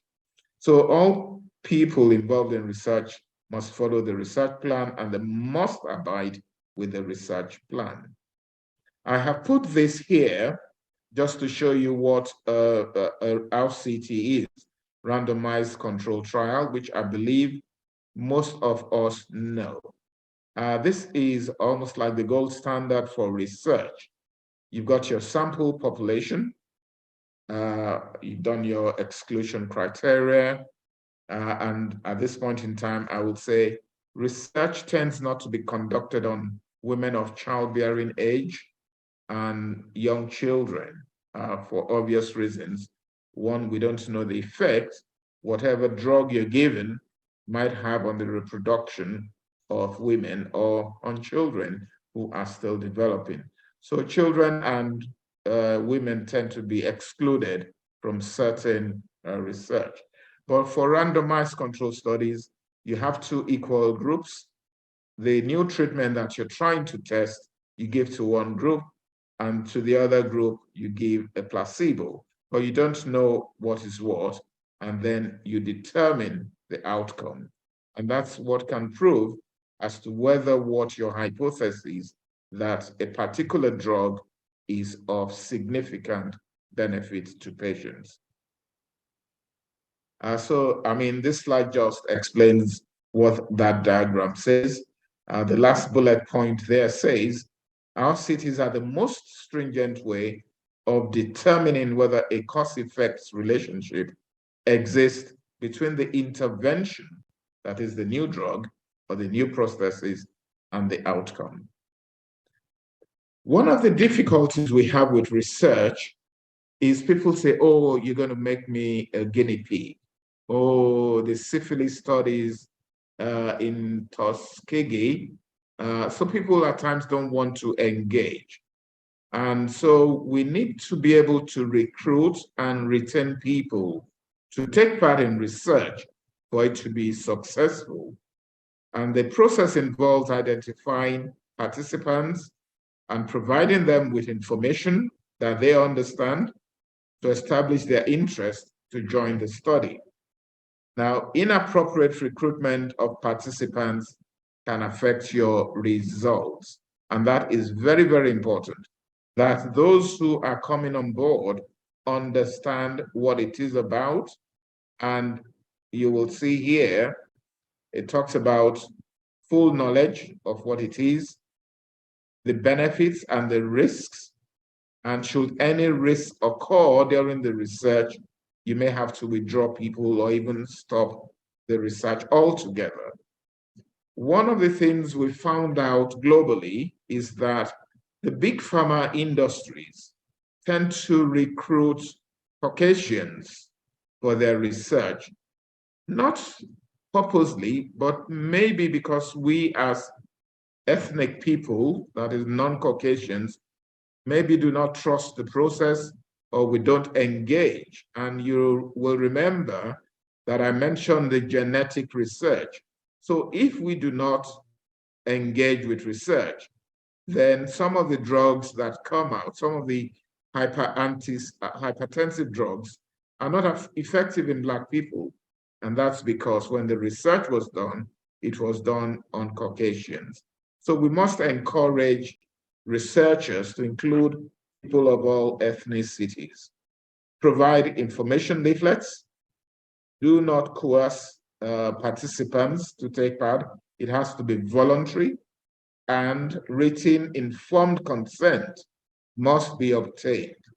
And in the United Kingdom, participants do not get paid for taking part in research. You may meet their travel cost, their feeding cost, but you don't pay them to come on for research. And participants also have the right to withdraw. They can decide that, no, they don't want to take part anymore. That's allowed. Confidentiality and their anonymity must be protected. Like I said, it has to be safe. And the use of animals for research, it takes place, but it's now becoming a contentious issue because people believe animals have a right. And people, some laboratories have been burnt down by people who think you shouldn't be using animals for research. They think it's not, I was going to say inhumane, but they think it's a bad thing to subject animals to research. Prof, may I say you have 5 more minutes, please? I'm coming to an end shortly. Barriers to research. The expertise, if you haven't got the expertise, then you won't be able to carry out a research. If you don't understand what it is, then you won't be able to carry out a good research. Research can take a long time and you require money. So funding is very important when undertaking a research. And one of the things, how do you get your funding? You have to apply for grants. You have to apply for funding. And that's a skill. Your grant application writing is a skill that you have to develop. And then different countries have their own rules and regulations that you must apply to. Now, is research meant for me? Like I said, most in the United Kingdom, NHS clinicians tend not to be researchers in the real sense of research. Unless you have an interest in research, as an NHS clinician, you see your patients, you go home, yes, you undertake audits. It's the university clinical academics that take clinical trials, and people in the pharmaceutical industry also undertake research. Now, this is me, a full-time NHS consultant. In my timetable, I don't have any place where I've been given space to do research. But having even said that, I'm an author. I've published over 65 clinical articles, probably more than that. But when we look at research in things that I have done, in 1997, I undertook a research, and even though then clinical audit was slightly new in the country, but it was put under research award. Then in 1998, PROPES was new in the market, and we had to test it. Is it effective? Is it safe? And I was one of the first people who used PROPES for the induction of labor. I have been an assessor for grant application, where people who do research submit their research proposal, and I have been an assessor for that. I've also been an assessor for the National Institute of Health Research Health Technology Assessment Program, and so many other things. So this is where my area of interest is in terms of research, albeit a clinical person. So to everybody listening to me, you might say, how do I become a researcher? You must have an interest in it. So you chart your pathway. You equip yourself by studying, talking to people, shadowing people who do research, visiting research laboratory. And the results don't come overnight. So you have to be resilient. And then you've got to do it. And like I said, when you do it, you have to share the information you get. And that's what I've said, publish, publish, publish. Thank you for listening to me. I will take any questions if there are any. Thanks a lot. Thank you, Prof. Thank you very much for your lovely presentation. You put us all really in the clear now about if we want to do research, what type of research, and do I need to work for a university to do a research? And you are an example of somebody who is a clinician originally, still managed to get it through to the academist. And well done for all that. And thank you very much for being here. We're going to leave the question till the end. We still have one more speaker. I hope she's here. Amina, Dr. Amina, is she here? Hi, hello. Yes. Hello, Dr. Amina. Sorry for that. You are the last speaker, but it probably worked well for you because you broken your fast. You look hydrated enough to me. Yeah, So I'm okay. let me just say a few words about you to the audience. So Dr. Amina Gallo, she is a junior doctor. She's in fact senior clinical fellow in the plastic surgery. She works at a reputable center in London. It's in Guy's and St. Thomas's. It's a center of excellence everybody know about. So we want her here just today to talk about what she done, and she's going to be the last speaker for the day. The platform for you, Amina. Share your presentation, darling. Sure. So go to share screen, the green thing. And good. Well done. You're in. Perfect. Thank you. Good evening, everyone. Ramadan Kareem. Thank you very much for inviting me today to this webinar. And I really enjoyed all the speakers. It were very amazing. My presentation today will be just kind of completion of what we already started by my other colleagues. I'll be talking more about today the audit and the quality improvement project and also my personal experience as a junior doctor in both of these aspects. So it might look similar to many of you, the audit and the quality improvement project, but they are quite different in terms of the way that we're conducting them. The main aim is to provide the patient a better care. And with the audits, it's mainly to look at our practice compared with the guidelines or the standards, and then we implement changes to improve the practice. So it's mainly looking at 3 aspects. Are we doing well? Are we adhering with the guideline? And how we improve our practice. With the quality improvement project, these are very simple, but it's mainly looking at the holistic issue of the patients.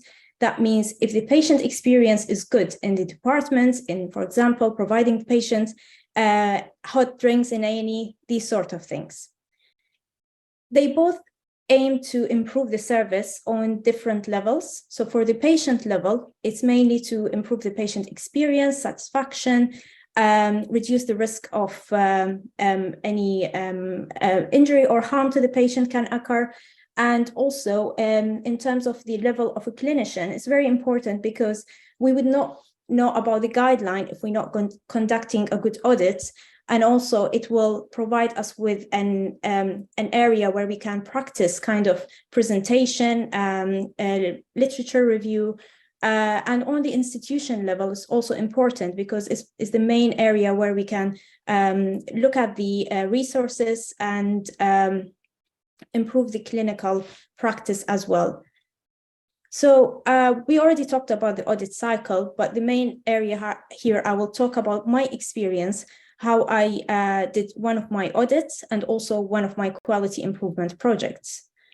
So I think the most important step of the audit cycle is to identify the topic. And my role always is to look at the topic which can provide the patient with better care and change the practice. And these comes from looking at this, either choosing something or a topic from the structure of the care, or can be a process of the care, like the timing for the patient to be seen in A&E, or the outcome of the care, like looking at the intervention that we're providing, and of course, comparing it with the guidelines. My topic that I chose was evaluation of our adherence to the GMC guidelines in providing the patient with hand trauma in the consent and decision making. Now, as many of you know, this is very important in the surgical field, that the patient will be have to be fully informed of the operation, what the risk, what the benefit before proceeding with this operation. And in my department, at the time when I conducted this audit, I identified a problem where it was many of our patients were canceled on the day of the operation because they were not fully informed about the operation in terms of the risk and the complication. And with the hand injury patients, the main area is the time of recovery. So this has to be discussed earlier with the patient before the operation in terms of the surgical intervention and how long the patient has to be off work. And this has to be given to the patient in a written, verbal, and also in a formal consent. So the aim of this audit, as I mentioned, is just to evaluate our conformity with the guideline. When you're looking at the guideline, you can look at your local hospital guideline. It can be a national guideline, or it can be a research paper, which is very high in terms of the peer review journal and can be followed. So in my audit, I looked into GMC guideline, which is mainly 7 principles that we have to follow before we providing patients with a consent and decision making. So my first audit cycle, I started with the data collection, and that's another important step because you have to plan your audit in a way where you can collect the data, exactly the data that can help with the result and help to highlight the current practice. So either you can choose a prospective, which can be very reflective on the current practice, and it can also be easier to know what the data you want to collect by sending out patient questionnaire surveys, but it can take time. For me, I did a retrospective review of the current practice, and I relied on our clinical notes where I looked into the data for the time of the patient when presented to our hospital, the date of the clinic, where the patient has been given the consent form on the day of the clinic, any verbal communication or written communication with the patient about the risk or communication complication of the operation, and also the date of the operation and when the patient had signed the consent form. So this was my methodology, and I looked at the patient over 3 months, and I collected these data in an Excel sheet where I put the patient demographic, patient date of presentation, injury, and also what the operation they have when they had their consent form. I compared these data to our standard, which is mainly the GMC, that the main aspect I looked at, whether we providing the patient a time to think about the operation before having the operation, because this is very important. And that's why we had patients canceled on the day of the operation, because mainly they were not provided enough time to think about it. So I analyzed the data and reviewed the results in a graphical presentation that will be easy to interpret for the department. And that's mainly the number of the patient. This is not in percent, it's mainly the number of the patient where we had out of the total that we have most of the patient being seen in the clinic. They were not consented, and they will where the patient who had their consent on the day of their operation. So 98 of the patients were only giving their informed consent was on the day of the operation only, and only 6% were given a written information about the operation on the day of the clinic. So there were 2 patients who were canceled or refused to have the operation because they were not given or provided an information, and they were not given a time, basically.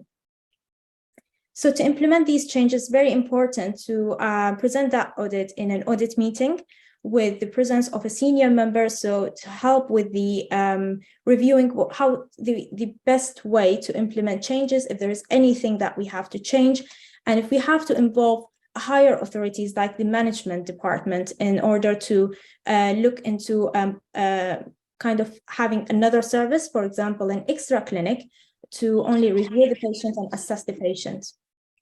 So the recommendation at that time is to start on consenting the patient on the day of the clinic and providing them with at least a written information with a letter. If the patient has been on the waiting list for a long time, we also looked into having a pre-assessment clinic to undertake the consent process as well, and also to undertake another audit, which is a second cycle in 3 months. Of course, 3 months after implementing the changes. Now, why it's important to do re-audit? Because we will never know if we did better after we conducted the audit and if the implemented changes has had any effect. So with my re-audit, I did another retrospective, which I looked at another 3 months after we implemented the changes. And I did the same kind of plan in terms of when the patient was seen, if they were had the consent form on the day of the clinic or on the day of the operation.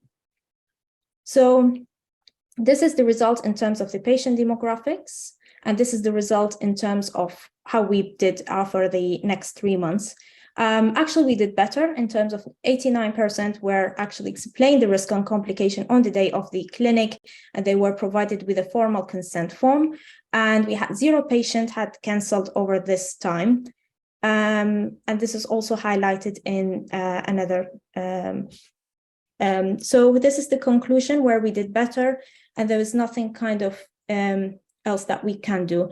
If we find out like we have to do more in terms of we still not achieved the 100% or the best as we expected, then this will be a loop audit where we have also to implement another changes and look into our practice again.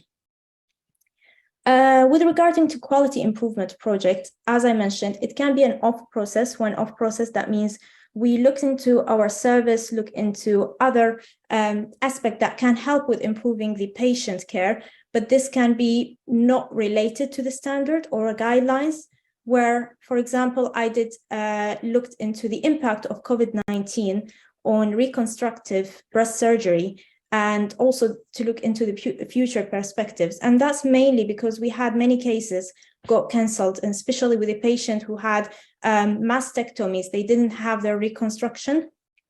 So I did this audit, and it's mainly to look at how many patients who had a reconstruction before COVID and compare it to the time of COVID, and also looked into many aspects in terms of the patient complication, length of hospital stay, and if there's anything that we have to do in terms of improving the patient care or improve the service. So the main aspect this audit actually highlighted that we were doing less after COVID, and therefore it's also important to highlight some recommendation to the department in terms of adding more operation, in terms of prioritizing the patient also with immediate breast reconstruction, improving the service by adding more elective list to the breast department at that time. So the main area which I would advise my colleague if they would be interested to do any quality improvement projects or audits is really important to choose your topic wisely, involve a supervisor or a senior member who can help you with the topic identification and also help you to implement the changes, and always seek for something very achievable and also can very easy to implement changes. Thank you very much. Well, thank you, Amna. Thank you very much. And sorry for the wait we made you, really, just the way it happened. But that's very lovely. And then now I learned now there is not only audit, there is a quality improvement audit and all that, which is very important, comes like a new type of audit, really. But very, very well done to you. So now we come into the Q&A session. This is led by Islam. Islam, you take over. First, unmute yourself. Yeah, thank you for all the speakers. It was actually very interesting, and it made me learn a lot as well about audit and quality improvement projects. Like, no matter how much you do, you still think that you're lacking in so many aspects. So yeah, well done to everyone. Currently in the chat box, there are not any questions that has been asked. Does any of the attendees have any questions? They can just unmute themselves and they can ask a question. I probably just have a point to make. Out of these lovely audits presented by junior doctors and some of the shortfalls highlighted in these. So just to tell our junior doctors in Iraq, in particular in Iraq, where they feel sometimes, that highlighting shortfalls or things is a stigma. It is not. Audit is improvement of service, okay? And we all do that, and we all have experienced some, areas of shortfalls and things, planned and succeeded in overcoming these. So it is very important that they should never hesitate from doing audits and quality improvement. That's what I want to say. Thank you very much, Dr. Majid. Anyone else in the attendees have any questions? So, Islam, thank you, and thanks to all the presenters. As Islam was saying, it's very interesting. I mean, I think for Iraq, we need to perhaps start thinking about what audits are relevant to the patients, because audits have to be relevant to patients. And I remember when we were scoping audits for obstetrics and gynecology, people were looking, at laparoscopic surgery and injuries or that sort of thing, which is actually a fairly small topic. It's probably does not, in a way, sort of involve a lot of patients. And we ended up by looking at the policies in managing anemia and pregnancy. And that was the topic. So topics for audit would be, you'd be doing well if you choose a topic which is relevant to patients and which addresses a rather large problem. So it's something to maybe think about for the upcoming audits. Yeah, that's true, actually. There is a question from Kauthar. Basically, the question is about the ability to do an audit without having an ethical approval from the hospital. And because she's saying that basically it's difficult to get an ethical approval for an audit in Iraq. Maybe Professor Jayasimi can help with the answer. No ethical. Yeah, I can. For audits, you don't require ethical approval. Can you hear me? Yeah. Yes. Yes. Can you hear me? Yes, we hear you, Prof. Yeah. Yes, for audits, you don't require ethical approval, because audit, what you're doing is you're comparing your practice, which has been accepted, against a standard. So what you need is to have the audit registered. You don't want two doctors doing the same audit over and over and over again. So what you really require is approval to undertake the audit. It doesn't go through ethical principles of any harm to the patient, beneficence and benevolent and maleficence. No, it doesn't go through those. It's a simple project. So you don't need ethical approval for audit, but you need to have it registered that it's taking place. Thank you very much, Prof, for your answer. So actually an audit, yeah, so it does not require any ethical approval. If you're doing a research, an animal research or a clinical research, then yes, you will need an ethical approval, but an audit, you just have to register it and you'll be good to go. So Islam, can I just say something? I mean, the next question is whether big academic units have an audit lead. And for the junior doctors here, you might actually want to go to the head of your department and see whether you can help as an audit lead, which keeps the register that Professor Jayasmi was talking about. That will organize an audit meeting probably twice or 3 times a year so that people can present their audits, keeps a log to know when the re-audit date is, because people do an audit and move into the sort of the next training year and may forget about the audit they've done. The important thing is to do the re-auditing. And then also to seek help with writing up the audits and publishing them. So I'm going to put an advertorial. I'm on a couple of European editorial boards. One of the journals that I work with is a journal which is online, which is called EGO, which is European Gynecology and Obstetrics. And when you publish in many of the journals now, you have to pay a fee. This is free because it's online. And therefore, if there are juniors or otherwise in departments in Iraq who have an audit they would like to publish, as long as it's a good audit, you know, it's the English is good and all that, I'll be happy if you want to send it through the IMA to look at it and see if we can get it published in EGO, European Gynecology Obstetric Journal. Islam, can I say something, please? Can I say something, Islam? Yes, of course, Victor. Thank you very much. I think we go back to the subject of the ethics of audit.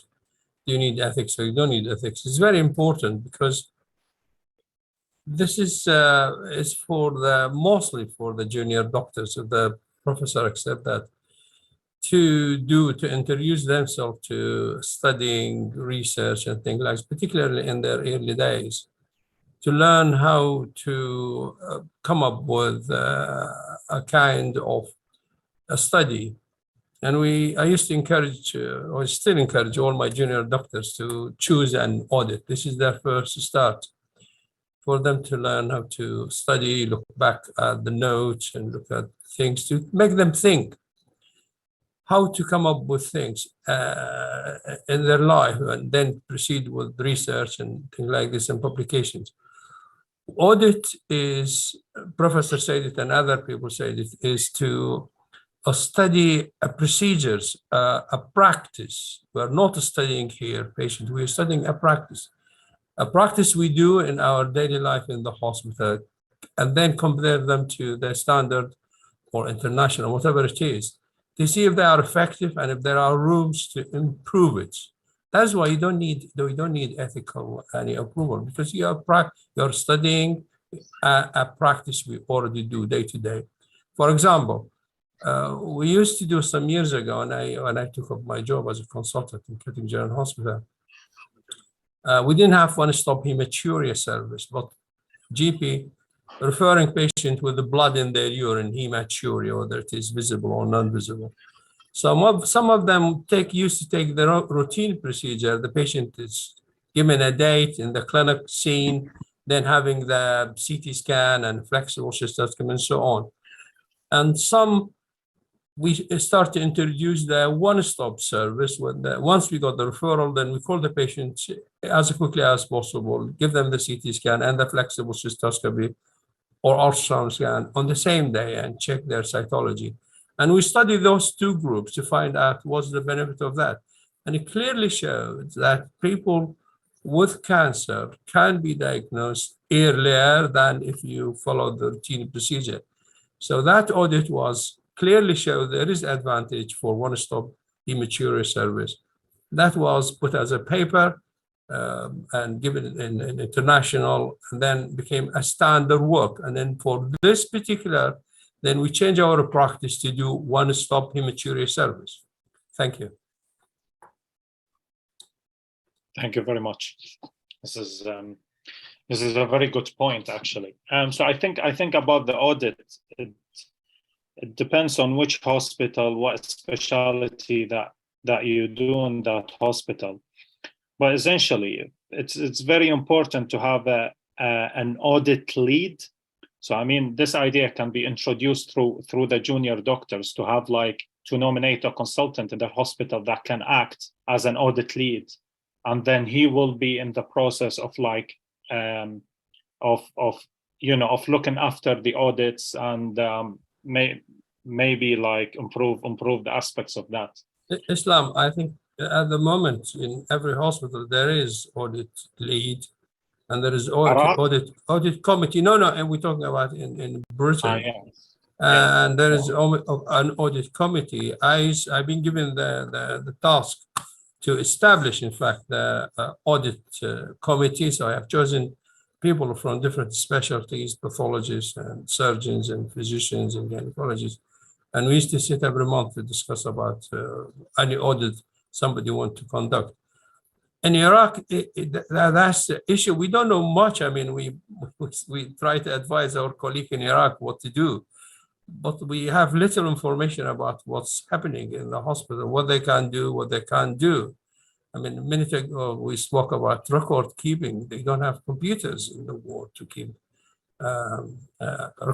electronic record of patients and things like this.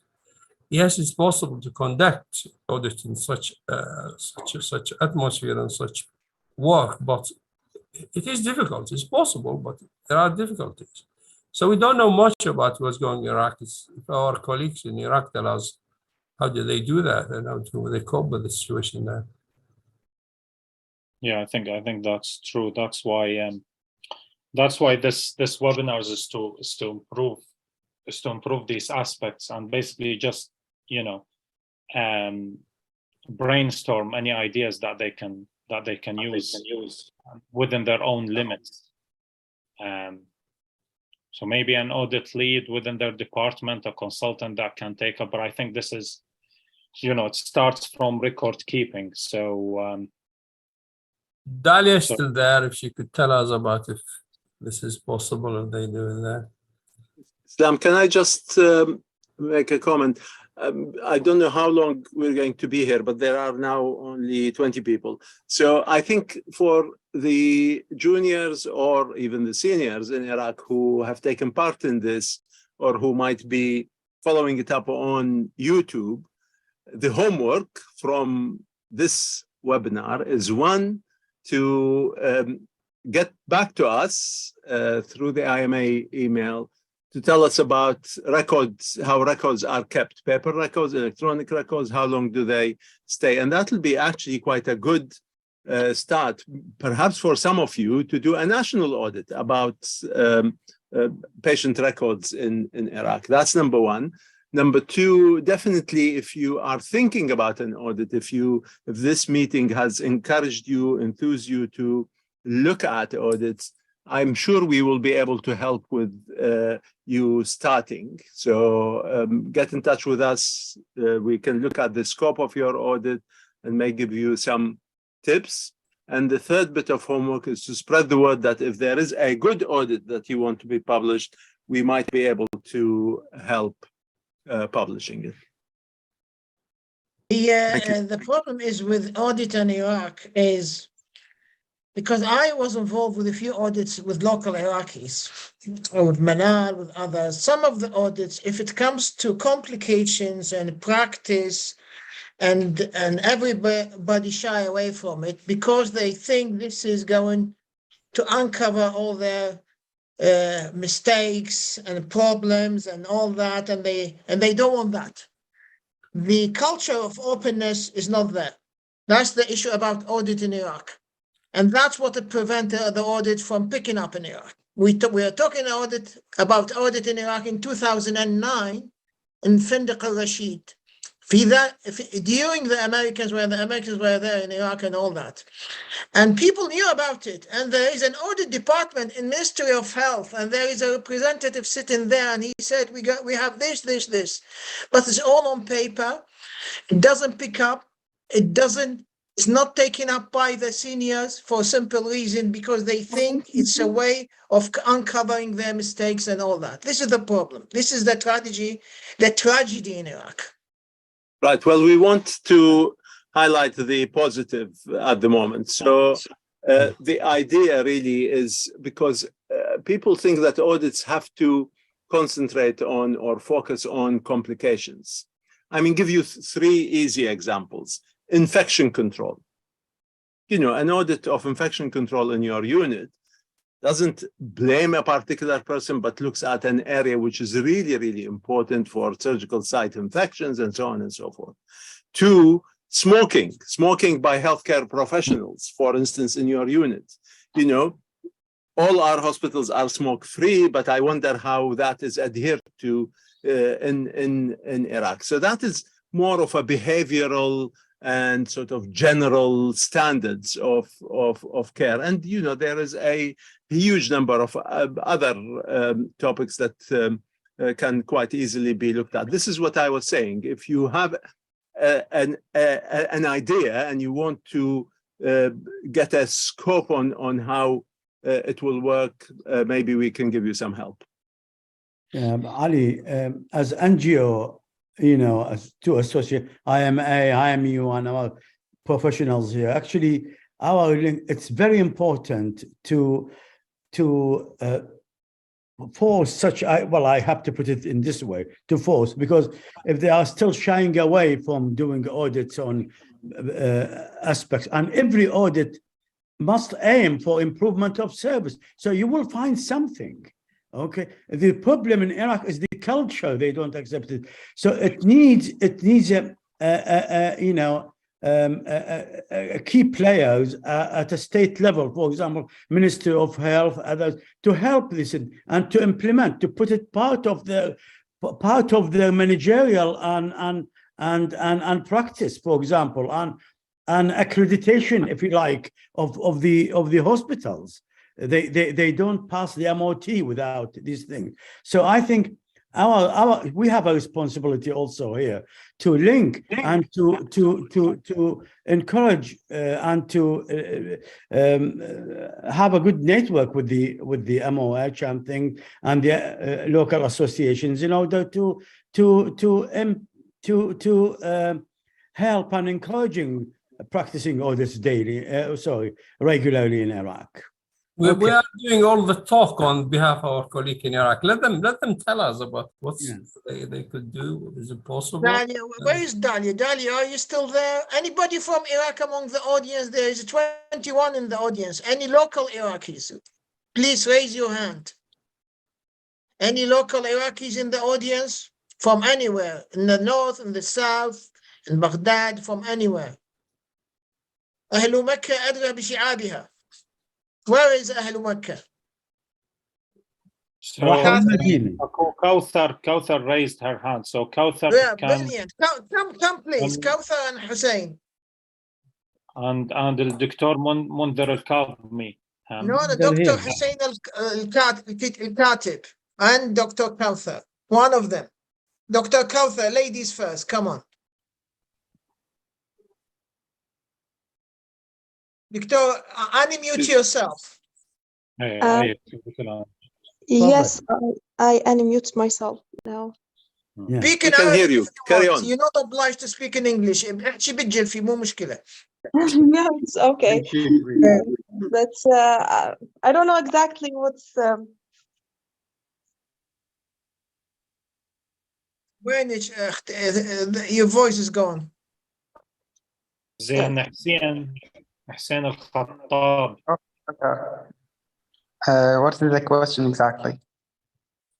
The question is, why do you think audit in Iraq is not picking up? ليش ما أكو appetite for the audit in Iraq? انتوا all تحكون على research بس ما حد يحكي على audit. مع العلم audit is much easier to do. Because we do not know exactly how we can do it. That's it. Really, as simple as that, because you don't know how to do it. Yes. Simple answer, but clear. حسين انت شنو وين تشتغل بالعراق؟ أنا من محافظة بابل permanent ENT plain. زين. اوكي بال ENT يعني are you بالبورد؟ Are you a board fellow? No, I still didn't get to the board. I am plain right now. Okay. you know, انت تعرف منو الاوديت ليد بالمستشفى مالتك بالقسم الاي ان تي مثلا او قسم جراحه الهيد اند نيك or something like that؟ audit lead؟ واحد اللي رئيس المسؤول الاوديت بالمستشفى. Yeah, we have the chief of the department of ENT. Okay, so maybe you go to the chief of the department حسين وتقول له يابا ترى هاي رمضان ويعني احنا نريد نسوي اشياء زينه. تقول له انه انا سمعت انه audit is very important واني مستعد انه اشكل ويا العراقي ميديكال اسوشيشن ونبدي فد مشروع خلي هو يسويك رئيس الاوديت. هاي اول شيء تبعدك صغير وتصير يعني القائد الضروره وتمشيها وتجي علينا and we can help you with it. I'm serious about this. I'm not joking. الحله بيها very good facilities. Academically, you're supposed to be, you know, a pretty impressive unit. فأتصور هنا أكو I don't know whether علي النقاش has been to حلة before. مو تمام علي؟ In fact, the حلة now they opened the Turkish hospital. Yes, exactly. I am working in Turkish hospital. بالضبط. هسه حسين إنه أنت من هالويبينار الاشياء اللي تعلمتها شنو؟ واذا تحتاج معلومات اخرى احنا مستعدين هاي كل الحكي اللي صار راح يكون موجود على اليوتيوب. فبامكانك تباوع البرزنتيشن اجين وتسوي ملخص وتعرف شلون تبدي تسوي اوديت. لما تبدي تسوي اوديت مثل ما قال دكتور علي كبه لا تختار فد موضوع حساس بحيث ياثر على البوس مالتك ويخليه شويه يخاف. يعني لا تقول تدور على المضاعفات اللي تحدث في عمليات مال البوس مالتك لان هاي تسوي مشاكل. لك فد موضوع سهل معي هذا وذاك الوقت راح تسوي اوديت في خلال 6 شهور. واكو احتمال تسمحوا لي مداخله؟ اتفضل. شكرا دكتور. معاكم دكتور منذر الكاظمي من مستشفى كينز كوليدج. حقيقة كانت عندي تجربة كلش لطيفة من طبقت SOP Standard Operation Procedure في مستشفى الجهاز الهضمي في مدينة الطب وكذلك في مستشفى ابن سينا في المنطقة الخضراء. بأثناء تطبيقي لهذا النظام أن نسوي ستاندرديشن بكل مفاصل المستشفى، بنفس الوقت علمتهم على الأوديت.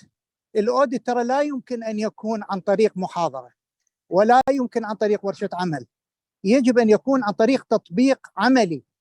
مثلا سويت لهم الأوديت على الانفكشن كنترول، بحيث أخذنا ليست مال ديتا اللي المفروض احنا نلتزم بيها بداخل المستشفى، وعلمتهم انه يتفحصون مثلا الردهات ويشوفون ايش قد اكو احنا عندنا خطوات اللي بحيث اذا نسوي اوديت عليه تدقيق انه احنا صدق مطبقين الانفكشن كنترول.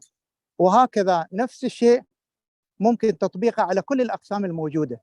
اشوف بهذه الطريقه خليتهم يتعلمون النيرس والاوت بيشنت كلينيك، وحتى سووا برزنتيشن قدام مفتشين وزاره الصحه. اتصور دكتور علي ان يأيدك انه احنا يجب ان نتخذ خطوات عمليه كيف يمكن ان نخليهم يطبقون بصوره عمليه هاي الآلية المهمه جدا اللي هي الاوديت، لانه بدون اوديت ما راح نقدر نكتشف الاخطاء الموجوده في اي مكان في اي مفصل من مفاصل المستشفى. وما ادري اذا شاركوني بهذا الراي انا استفيد من عندكم. استاذ منذر، اولا شرفنا انه انت موجود الى هالوقت بالويبينار وبالتاكيد صايم. فاحنا النقطه انه هسه اتفقنا انه حسين بالحله راح يرتب في الترتيب، وان شاء الله احنا حضرتك والاخرين انا اشرف اكون ضمن اي تيم حتى نحاول to implement any tool of quality system in our hospital. شكرا بروفيسور. بس كوثر اختفت. كوثر بعد الصوت مالته. بس خلينا نرجع لحسين. حسين فهمت الوضعيه هسه؟ فهمت شلون تبدي اوديت؟ I am very interesting and excited to do this. ايه يعني لا تذبوها كلها براسه، بس يعني لا هسه الحله مسؤوليته على الحله، انت بس بالك على الحله وذاك الوقت هي ايه. انا مستعد حتى اسوي يعني هنا ورشه او في اذا بترك يعني تعلمت. ممتاز. If I learn the audit in all details. يعني حسين مثلا مجيد. انت بالاي ان تي، العفو، انت بالاي ان تي مثلا very common areas which are not very sensitive، مثلا الانديكيشن مان tonsillectomy اذا applying the standards for example او an overdone او under for example adenoidectomy complications. اذا الكومبليكيشنز مثلا بها مشاكل تاخذ مثلا adherence للانديكيشنز او مثلا certain age group مثلا pediatrics او adults whatever it is، اكو standard guidelines for this thing. انت تبدي فشي جدا بسيط لا يمس الاوتكم مال الكونسلتنت مالتك ولا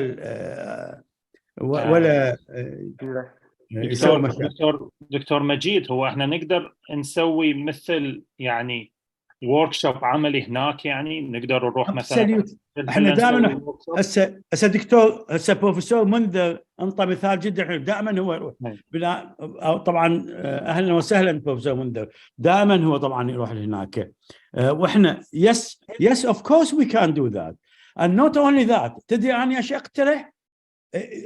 the world is small now, we can send them suggestions on certain مثلا دكتور بالاي ان تي we suggest few audits which and they see whether it is practical applicable للعراقيين هناك ويفيد المرضى مثل ما قال علي كبه مثلا. what is more helpful لو فرضنا نشوف هناك يعني ما ندز لهم ذن الفانتسيز الفيري رير اوديتس والمدري شنو الكمان اشياء فكمان ثيمز واشياء نقدر ندز لهم اياها وهم طبعا ونتابعهم نشوف شنو اللي سووا وشنو الاوت كم ونعطيهم ادفايس ريموتلي. واي نوت؟ واتس رونج وذ ذس؟ فهسه يعني مبين انه we are willing to do all kinds of things. نرجع على حسين since he is still there. بعدك موجود ويانا. ايه نعم دكتور. زين، فانت شاب، فاذا تقدر بالتاكيد انت جماعتك من الكليه مثلا واحد بواسط، واحد بالبصره، واحد وين بكركوك. نعم. اذا تجمع فد مجموعه ونقدر نرتب فد ترتيب لكم تشجعهم مثلا، هذه مهمه بالنسبه لكم من تروحون للبورد، مهمه بالنسبه لكم اذا تريدون تطلعون للخارج مثلا تحصلون على ديجري من الخارج، انه if you've done 1 or 2 audits واذا كانت زينه واذا تقدر تنشرها، يعني بيها هوايه فوائد بالنسبه لكم. طبعا. بس ما ادري انتم هسه يمكن ملتهين باشياء اخرى همين. لا I know a lot of my colleagues planning to be aboard, to travel aboard. Right. Okay. Well, get them to come to the next meeting of the IMA IMU حتى نقدر نحكي وياكم كمجموعه ان شاء الله. 30 April 30/4. عندك عايشة عيني، عايشة تكلمي. نعم دكتور، يعني بصراحة آخر نقطة مثل ما ذكرها الدكتور، إحنا المشكلة بالعراق ما عندنا ثقافة الأوديت والريسيرش منتشرة هواية بين الأطباء والطلاب. يعني أغلب الأطباء ما يفتهمون أهميته أكاديميا.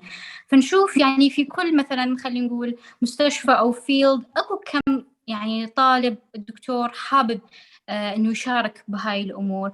فلو يكون في مثل بودي أو أسوسيشن بين كل مثلا أطباء بين العراق، يعني خلينا نقول بين المحافظات، حتى نساعد بعض ونقدر مثلا دكتور من أربيل من بغداد بغير محافظات، فنقدر يعني نوصل لهم ونسوي أوديت أو ريسيرش فتسهل الأمور علينا. لأن أكو هواية أطباء متحمسين وعندهم أفكار، بس اللي قلة خلينا نقول المشاركين ما يقدرون يسوون شيء. اسلام ممكن تسمح لي؟ اسلام ممكن تسمح لي شويه اتكلم رجاء؟ اتكلم دكتور محمد. لا ما يصير، هو الاسلام ده يصير الرئيس بكره طلع يتكلم كيف ما يصير. طلع تفضل انت علي، مو تسمح لي احكي؟ هذا غير سيركم. انتم تريدون تعملون اوديت وانتم هنا ما تسمحون الرئيس هو يدير الجلسه، انت رئيس يدير الجلسه، بيصير كل واحد يحكي بكيفه. اي تفضل اسمح لي احكي. تفضل دكتور، اقدر احكي بروفيسور؟ احكي دكتور. تفضل. يراد لنا اوديت شلون نسوي ميتينج. ممكن اقترح على الدكتور حسين والدكتورة عائشة، يعني انتم خليتوها للديفيكولتيز ودا نشوف انه الديفيكولتيز والآفامة. الجونيورز ما يقدرون يسوون اوديت اذا مو البوس مالتهم السوبيريور سوبرفايزرز او الهيد اوف ذا ديبارتمنت او ذا كونسلتنت. he give them the okay and advise them what to do. I think that's very difficult. مجيد قال لك culture ما يسمح، وهذا صحيح، ما موجود عندنا بالكلتشر متعلمين على الاوديت والريسيرش لحد الان. يعني لا تنسون ترى العراق والستديز هسه بدت بيه، يعني قبل الهوسه ولحد الان ما مضبوطه. اقتراحي الدكتور حسين والدكتوره عائشه، ممكن انه نقترح ان تكون هاي الاوديت وترتيب الاوديت part of the specialist training، يعني من الطلاب يجون للبورد سواء العربي او العراقي. This is part of their training. They should do it and they learn to do it. Then if we start those people doing it, when they become a specialist or consultant, then they will pass it to their junior. What do you think about this? Good, very good. And I think this is very clever. But this is you have to raise it with these people at the hierarchy. And juniors, they don't have decision on this. يعني if you meet مثلا مدير صحة في بغداد أو مدير صحة البصرة، تقدر raise this with him and they have a power to implement it. They can لازم تروح للوزارة، Ministry of Health they approve it. تعرف الهيراركي بالعراق كلش مهمة. يعني consultant في hospital in Iraq has no power. حتى مدير المستشفى has no power. It has to go from the highest hierarchy to the lowest. إذا صدر بيها أمر from above, everybody would do it. No argument. علي ممكن أعقب على هاي النقطة جاء نحن. We are going round and round and around this. عزيزي، يعني هنا ببريطانيا فنك شنو اللي يخليهم يسوون اوديت مثلا؟ تدري ليش يسوون؟ لان اكو بينالتيز على الهوسبيتالز. اذا انت you fall short certain areas, you will not have funding, you will not have things, you will not progress. يعني هناك لذلك أنا قلت إحنا المفروض الاتصال بالهيراركي، يعني تتصل، يعني هي إذا الوزارة تسوي penalties وimpose these things يضطرون أن يسووها، وإلا إذا تخليها بين الجونيور تروح تقول للسينيور، هو السينيور ما يدها لأنه خاف ينكشف، الجونيور يخاف، وهذه هاي كاش 22 ماكو يعني vicious circle. هم يراد أخي يراد هاي buddy to impose this، مثل ما احنا سوينا ورك شوب بوزارة الصحة على الريسيرش قبل ب 2009 وصارت كوميتي هناك. Okay. Majid, can I stop you? احنا هذا الميتنج is for juniors. What you talked about, what Muhammad talked about, is about a system approach. System approach, this is probably our duties. What we want to do today is to support the juniors. زين؟ مع الموضوع يروح ما أدري وين، يروح مجلس التخصص، يروح على وزارة الصحة، change the culture. دول المقاريد يشتغلون بالمستشفيات ويريدون يساعدون نفسهم، يساعدون المرضى. So I think what we want to do is to support them in establishing مثل ما قالت الدكتورة عائشة you need a network. فإذا دكتورة عائشة إذا أنت عندك جماعة تعرف فيهم who are willing to be in a network, send their emails. The same would be for Dalia. The same would be for Hussein. And then we will start a network. يعني here you either go from top or you go from the bottom up. This is a bottom-up approach. It's to get people who are interested, who can then influence their departments with audits that are not threatening, that are more important really لصحة المرضى مما هي للمدير القسم اللي يريد ما يطلعوا له مشاكل أخرى. And I think we can support you. There is no question about that. إذا أنتم عندكم واهس, we will support you. Fair enough. That's the take-home message, huh? Yeah. So if all of you happy, I can put a conclusion to the audit webinar. It was so successful, and we have so many senior people around. I am pretty grateful for all of you, for all the speakers, for all the people who took part, and hopefully, but there is no more webinars in Ramadan from now on. Apart, this is the only one and the last one. Thank you very much for coming down. Thank you. Thanks.